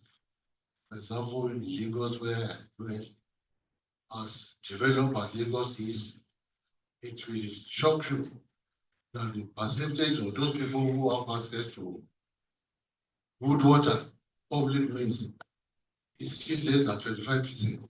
You won't be doing for this. In the real estate sector, where I practice, there are shortages of certain types of development. For example, let us talk of condominiums. That is high-rise development with units of accommodation. I believe because of the benefits of accommodating a large number of people at lesser cost in a particular location. I just want to find out from the keynote speaker whether the provision for incentives extends to this type of promoters of development. And if they do, maybe we take advantage of this to know other incentives that are available for real estate development. Thank you. Thank you very much. The lights did not go off because our time had run out. Somebody must have come by before. Thank you. Somebody is coming there right now. Thank you. The keynote speaker and the chairman of COBON, president of professional bodies here. My name is Festus Adebayo. I'm the executive director of housing development advocacy network. My area of interest is promoting affordable housing. So my question, I want to firstly thank my brother. We have been on the same page the other time about the issue of National Housing Fund amendment. I was taken to the National Assembly with our inputs. And at the 11th hour, when Mr. President was to sign it, he said, no, this is not working. We want about.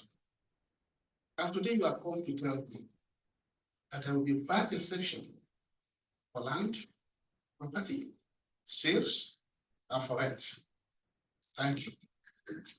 I also hear from you today that the SME in our sector will be promoted. The last time my minister and myself worked together to say we can promote SME. So I can reduce importation. And we ran into a problem of funding. And we have run to BOI. We are still working on it. Our fear has been the area of maybe tax reform that affect them. But you have told me today, no fear for that. So thank you. Now, I want to ask you, what happened to that real estate developer who has to go to 12 agencies in Lagos and pay money, or in the name of building a house in the estate? And that has made the houses not affordable. And the people that really need the houses cannot get it. What is your reform doing in the area of incentive to encourage developers to go into the development of affordable housing? Is there any provision that says if urban shelter goes into the production of low-cost housing for the journalists, for the doctors, this is the incentive you are going to enjoy? We believe if that incentive is introduced, now that we are still at the point of discussion, that will address our issue of affordability in the housing industry. I'm one of those people that support the idea that empty houses should be taxed. We know the owners. So let's get the money. They are the same people that we are looking for. So let's get money from them. So that I'm not in support. We need incentive. What do you have as a plan to encourage developers who are facing a lot of orders to go into affordable housing? Thank you. I'm sure the question is okay. Thank you. Good afternoon, everyone. Permit me to stand on all existing protocol. My name is Jennifer Stephen, and I am a housing policy analyst. Okay, so my question is actually directed to Mr. Taiwo Oyedele. The first question goes, do you think the decentralization of the collection of tax system, especially in the local government area, would work in Nigeria? That's the first question, right? Because it worked in Rwanda. Secondly, do you think involving, you had mentioned that the media has different narrative, which is why so many people do not agree with the tax reform bill, because there's been a lot of speculation about how bad it is to the economy and to like you and I individuals. So do you think that involving special stakeholders like policy gatekeepers, especially in the media field, right, to tell the right narrative of this, the policy, the taxation policy, and how it solves a problem, how it solves the Nigerian problem, would be better for people accepting the tax? And then lastly, do you think not taxing low-income earners is sustainable to Nigeria's economy, considering that we're going to be running, we in fact need the fiscal policy as Nigeria to run in the long term? So that's my question. Thank you. Thank you very much. The final person and I think I'll pray by indulgence to take time planner to ask this question. We may not be able to come back because of our time, so he will respond to the questions, we make the closing remarks, and we will end the program. Thank you, Mr. Good morning once again, Vanessa. I would like to greet the chairman of the COBOM, Engineer Palua, my boss, mentor, and my MD, Builder Aniu Bagachi. All welcome, and also the other participants. I also stand on the assisting protocol. My name is Akim Kolawale Adoroba. My question will direct to Mr. Taiwo Yedili. Well, luckily, I'm an accountant, find myself in the environment. When Mr. Lawal was saying stability on tax, we need the what we actually face when we are doing.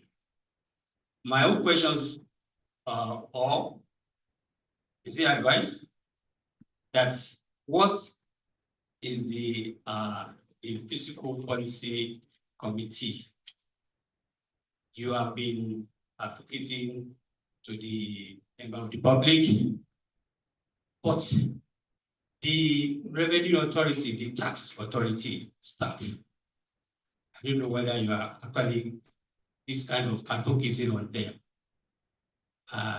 Look like most of them, they don't understand the building and construction industry. What make up the cost of development? What and what comprises of revenue? Some of them thought that all what you have in your bank, the bank statement comprises of your revenue. Not do that depositors, they are depositing money gradually, that until you deliver the houses, you cannot recognize the revenue. Whatever being deposited is called deposit liability. It's liability on your part until you finish the construction, hand it over to them, that become revenue. Not what is in the bank statement, but most of them, that is what they thought. But it has been very difficult even educating them, despite we're in the same profession. And because they are the other side, they are like anybody that is on the side of the government always right. I want you to have a kind of more education. Maybe there should be interaction between the people in the built environment and the tax authority to have this kind of engagement so that they will better understand it.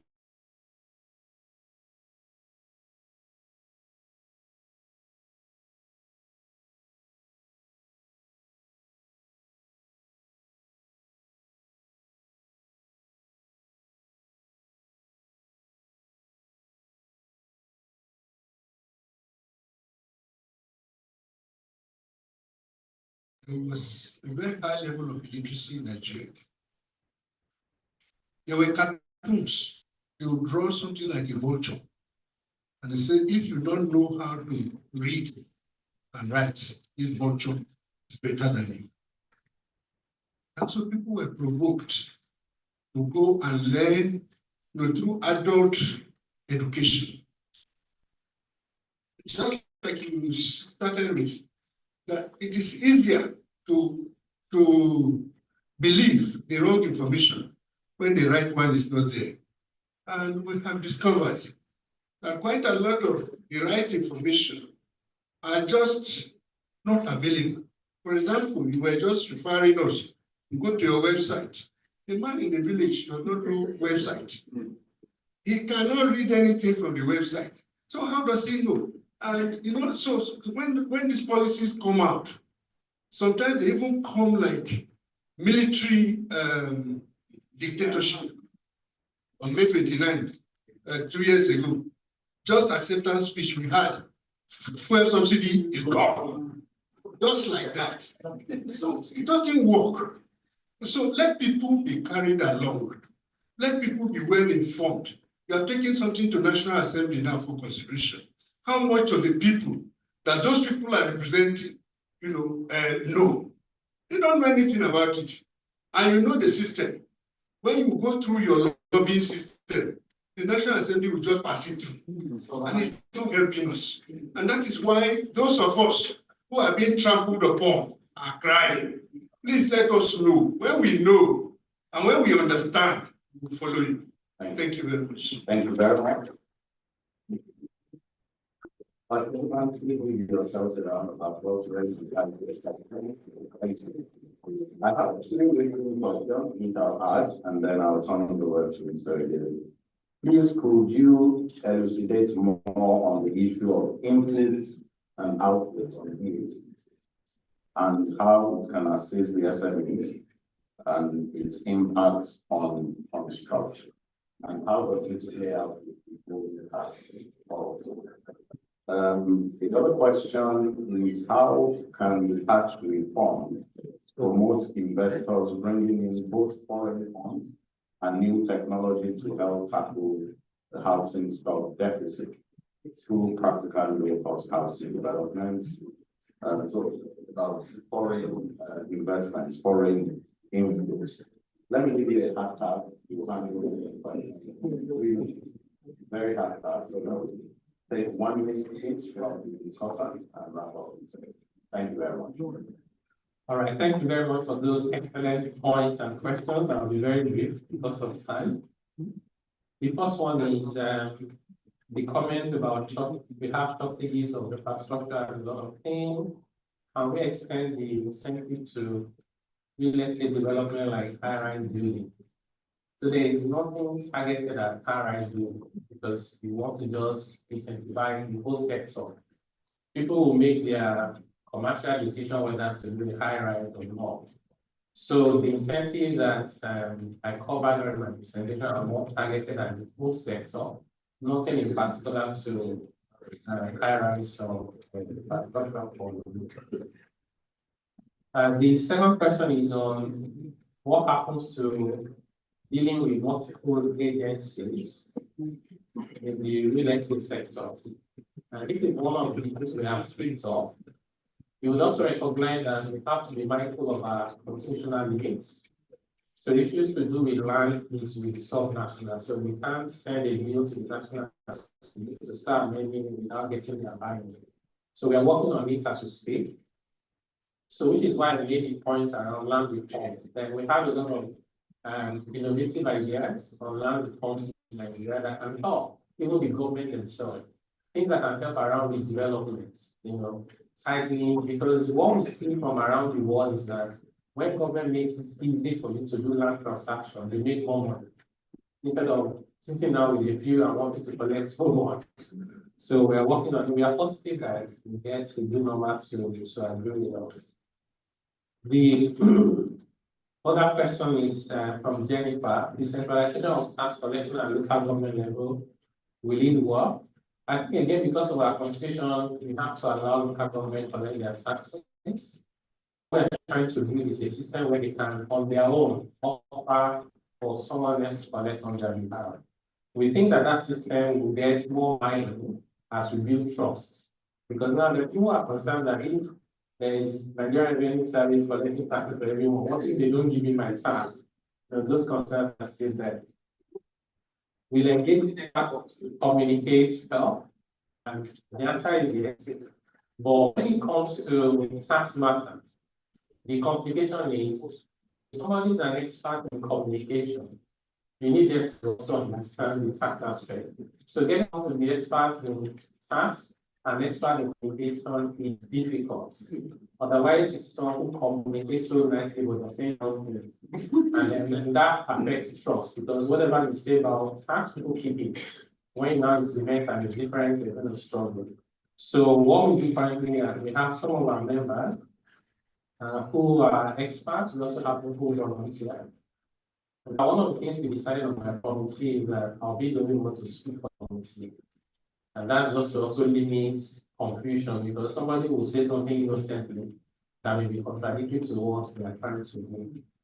Then we also have a question about whether if we exempt low income earners, would that be sustainable? Yes, it's very, very sustainable. Around the world, government make their money from like 90% of government revenue comes from the top 5% of the population. So we should exempt even more people. So the exemption we had before has been increased. So small businesses is now 100 million. And low income earners was initially 800 plus 200, which is 1 million. Now it's about 1.3 million. To about 100. The next question from Luda Akim, I believe, scholar on the advocacy on the tax officer side to understand the sector. Yes, I don't think it's only the sector, because usually when you hire people to work in government, they have varying level of money, just like in the private sector. So when they come to you and they don't understand your sector, you still have to explain to them.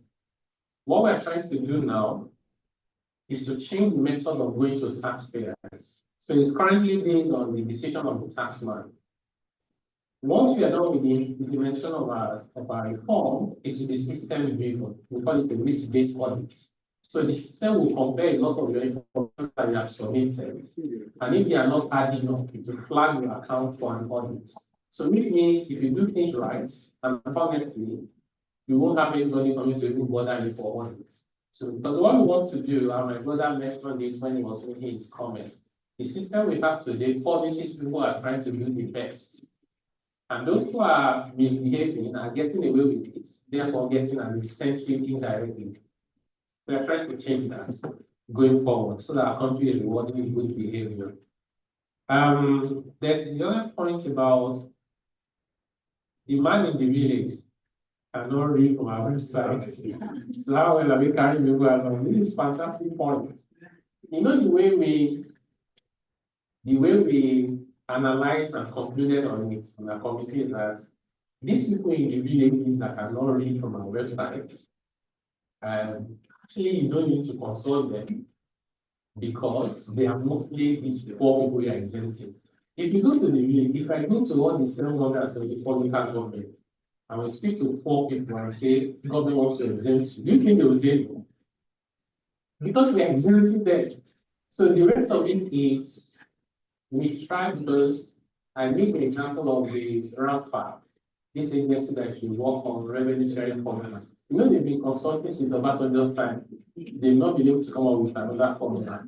So if you wanted to consult with everyone in Nigeria, 5 years should not finish the consultation. So what we did was to segment the consultation. We did consultation with every single sector, including your sector. We put in newspapers, social media, we did online, we did with farmers, we did with SMEs, Nigerians with diaspora, people living with disability had extension, we had for students. But of course, a lot of what we did at the time, many people were not interested until the bill became controversial. People now say you were not, we said we consulted. We're on TV or radio, but to add that, the point is valid. So what we're doing now is, once the laws have been passed, we're developing how to translate the law into Yoruba outside one speaking, and then to do audio, so that if you can't read, you can interact. So the tax law can talk to you and in your own language. So that's part of what we're doing. But thank you for raising that point. Then, even an output VAT, how would they impact small businesses and the construction industry, VAT or miscellaneous utility tax? So if you provide services in the build sector and you are still liable to pay VAT, then when you invoice, you must put VAT on your invoice. When you buy anything that has VAT, including if you buy airtime, that has VAT. People in your sector use phone, use data, you pay VAT on it. If you are supposed to charge VAT on your output, then you net off the VAT that you pay, whether it's on your car, whether it's on your phone, whether it's on your laptop, any VAT you pay. Again, it goes back to record. Keep the record. That's the way you can claim the input VAT back. So what it means now is there's a lot of VAT exemption in this sector. And even for those who don't have VAT exemption within this sector, they'll find their costs will come down significantly. Because all the input that they were paying before they couldn't claim, now they can claim it under the reform. Withholding tax is slightly different. Withholding tax is usually when you have services where on the withholding tax schedule, we have stated that there's withholding tax on it. So if you do professional services, design, for example, and your fee is 1 million naira, there's withholding tax on it. The person paying you will deduct the withholding tax, but that withholding tax is your tax. They'll give you the receipt to reduce your tax at the end of the year. It has nothing to do with the VAT. So let's not mix up the two. The last one is foreign investors bringing their funds and their skills. What is the need for them? So we believe that Nigeria has to be attractive to all investors, foreign and domestic. And as much as we want to encourage foreign investors to come, we want to do that in a way that does not put our local investors at a disadvantage. So we're not going to introduce an incentive that is exclusively for foreign investors. So what we believe is just make the environment attractive and everybody will invest, whether it's local or foreign. Thank you very much.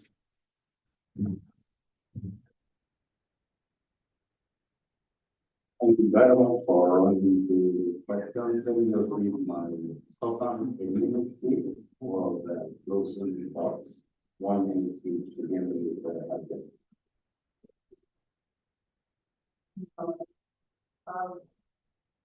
Building construction really has what I call transformative impact on any economy. Successively, whenever we look at the economy, the government will pump a lot of money in the construction industry. So that it regenerates economy. South in America, South in Europe, classically, post-war 1975 in Germany. The point being that across the globe, this particular sector is contributing to the high level wages to the impact of the GDP of the economy. And I think you want to appropriate when the taxation reform comes in, it needs to help harness rather than stifle. It needs to encourage rather than break avenues for us to find a way. It needs to help give us an environment that encourages not just the existing players that actually do enforce their tax obligations, but also broaden the base so that once it's all brought in the family, there's always sending money.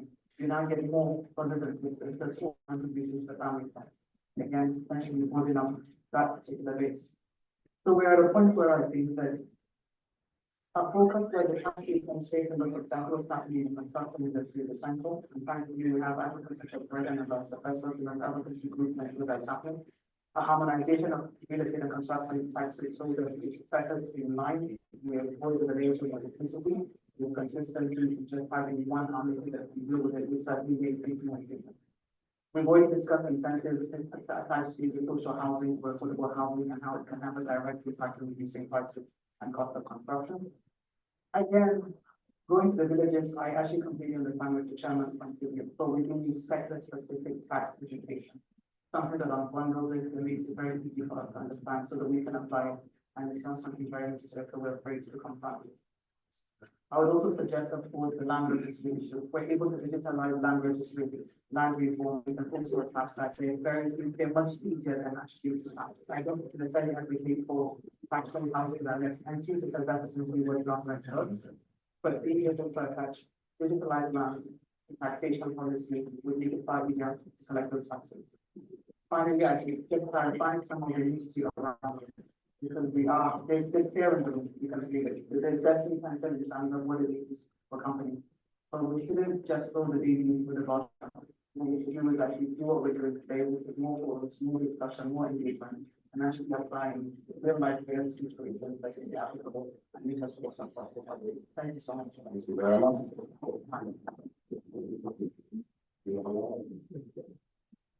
Thank you, Bill. On my part, I think what I would want to suggest and advocate at this juncture is that apart from the tax reform, as far as this sector is concerned, we need land reforms. It's very critical as far as this sector is concerned. If we're talking about land titling and so on, the issue that has to do with land distributions will go up to 3 court, we will spend 20, 30 years dealing with issues that has to do with land. This is the sources we're talking about. So it's very important to reform the land sector as well. And then to continue to engage, this is a very good and commendable effort, but there's going to be more, especially as far as the sector is concerned. We talked about the multiplier effect in terms of jobs creation, in terms of employment and so on. This is the sector that contributes, I think, probably 10% as far as the GDP is concerned, but the potential to do more. So, and this is also a big sector that has been underfunded. seriously by country. The renewable cities that are being built all over the country is a very good initiative, but it's just an implementation. If developers are getting more incentives, they can be able to add more and be able to do more. The houses being built, if they are built at some certain remote areas and government is able to build infrastructure there, it will afford other developers to take on from that. And then they will do more. This is a very serious concern that I have. And then another one is the issue of social housing. Most purchasing power is so low that most people cannot even afford the so-called affordable housing. While we go for social housing, and social housing needs subsidies, and how does this work? Probably the tax incentives or tax credits. I'm aware that the tax credit that is used to build roads. Can we have tax credit to build houses for our changing population? I know there was a thing here in Abuja where some houses were based under corporate social responsibilities. The FCT administration then has all the corporate social responsibilities of big companies, and we were able to build social housing. Up to, I think, about 500 like those. We were shared to Nigerians, HIV victims, vulnerable group, and we were shared, and we were able to pay through rent to own and all that. So there's lots of engagement that we need to continue. I would still want to comment common, and I would urge all other professional bodies to continue to engage user. I think we will always oblige us when we come back to the topic. Thank you very much. We'll come to the end of this. Let me, however, inform you that there is the slides of our keynote speaker. We share to everyone what you have your email address. There's an interesting slide, the very last one on economic development incentive scheme that talks about thresholds for different sectors and the kind of incentives that are provided in the tax law for those sectors. So if you didn't register properly, you will do well to get your email to them at the registration desk somehow, so that you can be sent a copy of this. On that, please do well to give a round of applause.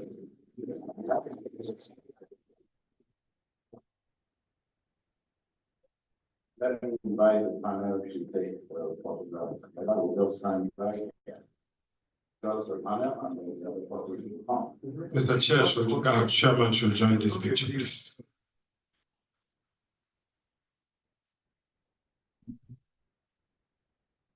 Please clap for the panel one more time.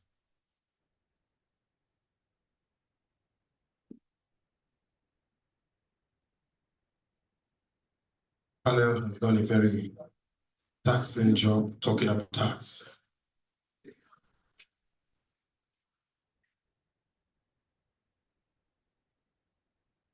Yes, I know we're talking about tax, we can still smile.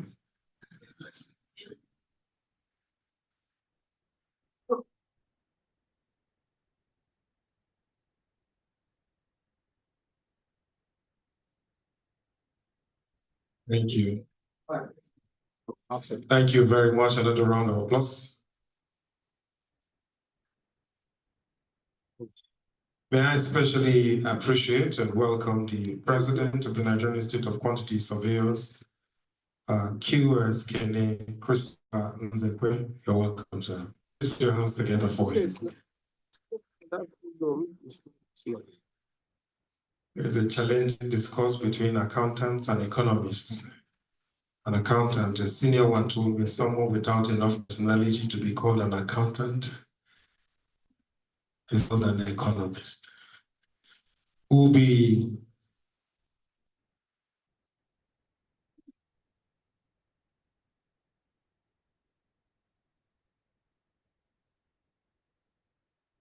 thank you very much to our panel one more time. We appreciate you.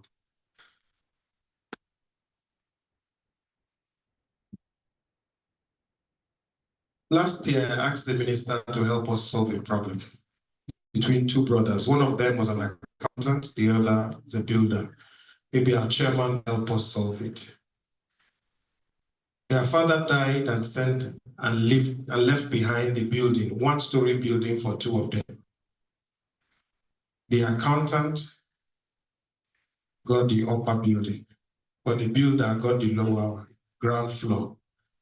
The accountant had more money, so he renovated only the top. A few years down the line, the builder also got money, and he said he wanted to renovate. But by the time he got to the cost, he felt that to rebuild was easier. So he told his brother, see, I'm a builder.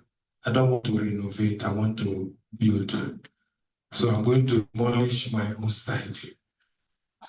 I don't know how you will do with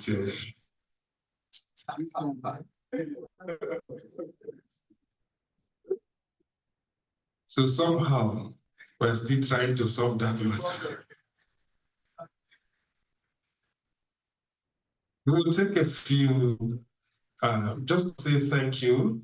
I want to invite the representative, the Honorable Minister of Housing and Urban Development, QS Temitopepemi, to do us the honors of making a simple presentation of a memento to our keynote speaker. Please, we'll have you to just come up here. Clap for him, please.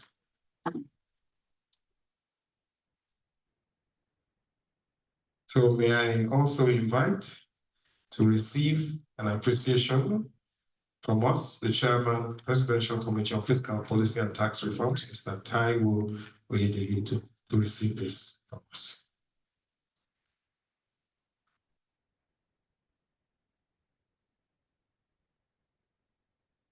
Just watch out for this picture in a few years.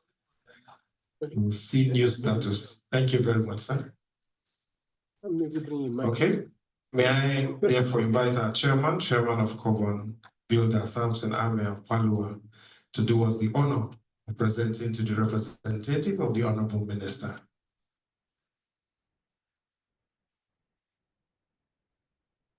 I think those who constructed this stage are not builders, there's no step.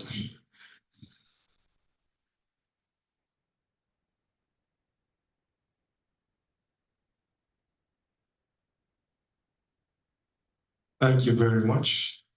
May I invite the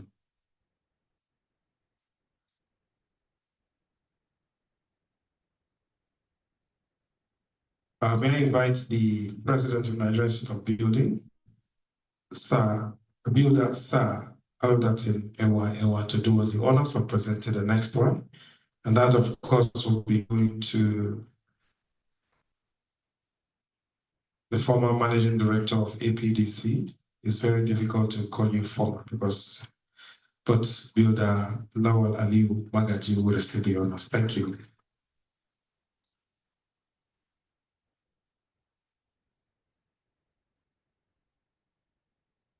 Thank you very much for doing us the honors. I'll invite the registrar for Ezraborn, ASV Shehu Oyetunji Janet, to do us the honor of presenting the next one. And that, of course, will go to my Oga at the top. I've just been recruited to Urban Shelter, Managing Director and CEO of Urban Shelter, Hajia Sadia Amin.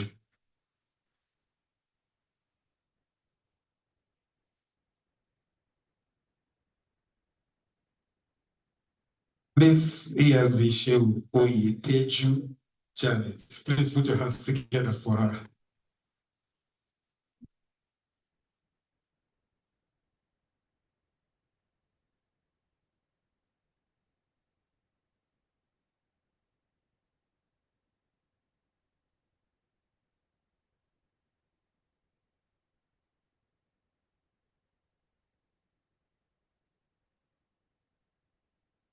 And so we'll take photos in a few. We'll just do the pictures quickly. Afterwards, we'll do the vote of facts.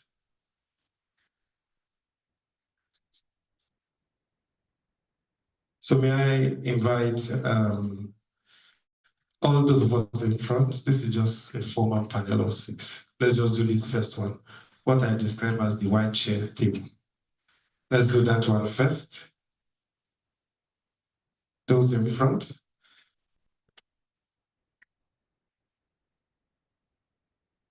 And then the next will be our chair with presidents of all professional regulatory bodies and associations. Presidents of all professional regulatory bodies and associations after this. Let's try to smile. Thank you. Professional and regulatory bodies. Please, presidents of professional and regulatory bodies.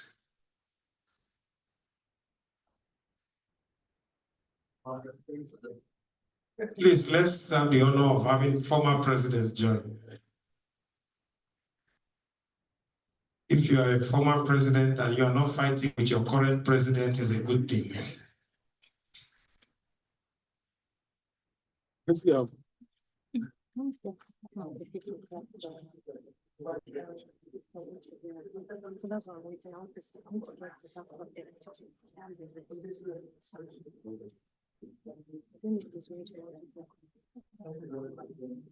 Next will be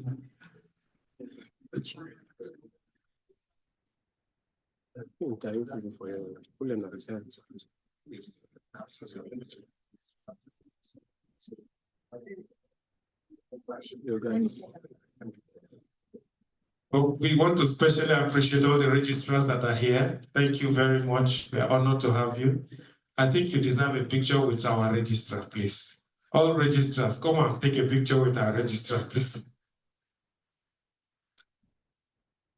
All registrars here, please. All registrars, please come. Thank you. Thank you. We are honored to have you. We appreciate you because we know you'll also honor our registrar if it comes to your own.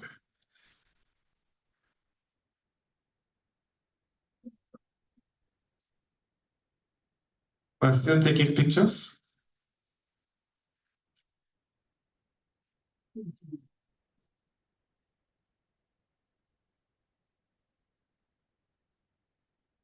All right, may captains of industry, please. Captains of industry. Captains of industry, please.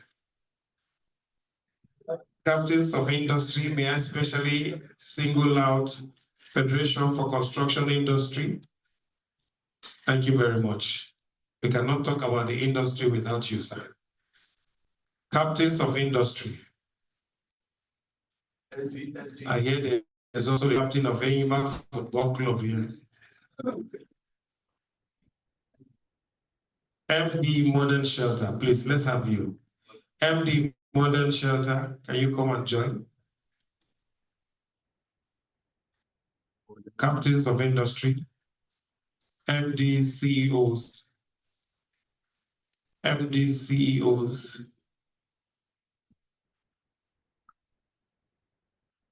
You have not registered your company, you wait.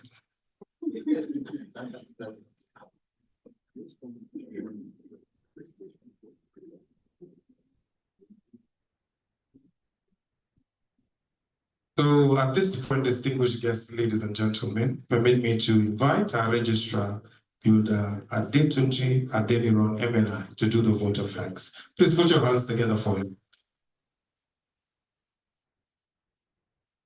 The Honorable Minister, ably represented by my Egbon, I think I can safely call him that.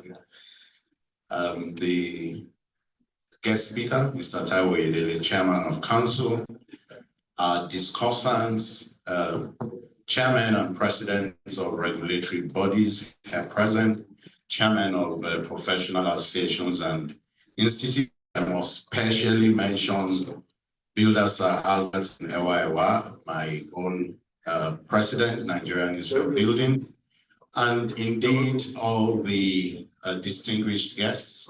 We thank you for making the time out to be part of this forum and this discourse. For us as Cobon, it was needful.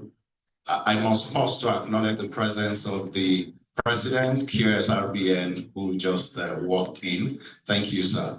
at least you are catching the vote of thanks. So thank you for coming in. So we thought it was very needful to have this engagement, and obviously it has enlightened us, and I think it has raised further questions in the minds of every one of us. And Mr. Taiwo Oyedele, every time I've listened to him, I have left feeling more hopeful about Nigeria, and that's a very honest assessment of speeches I've had to make. On this note, I'd like to again thank you. Look out for more activities of Carbon as we mark our 35th year. And really, like the chairman said in his address, there's tea and some snacks just outside the door, and there could be a bit more networking before you go.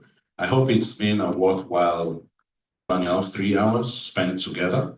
Thank you very much for your time, God bless. Well, thank you very much, distinguished guests, ladies and gentlemen. We'll not rise as we take the national anthem to formally close. No need.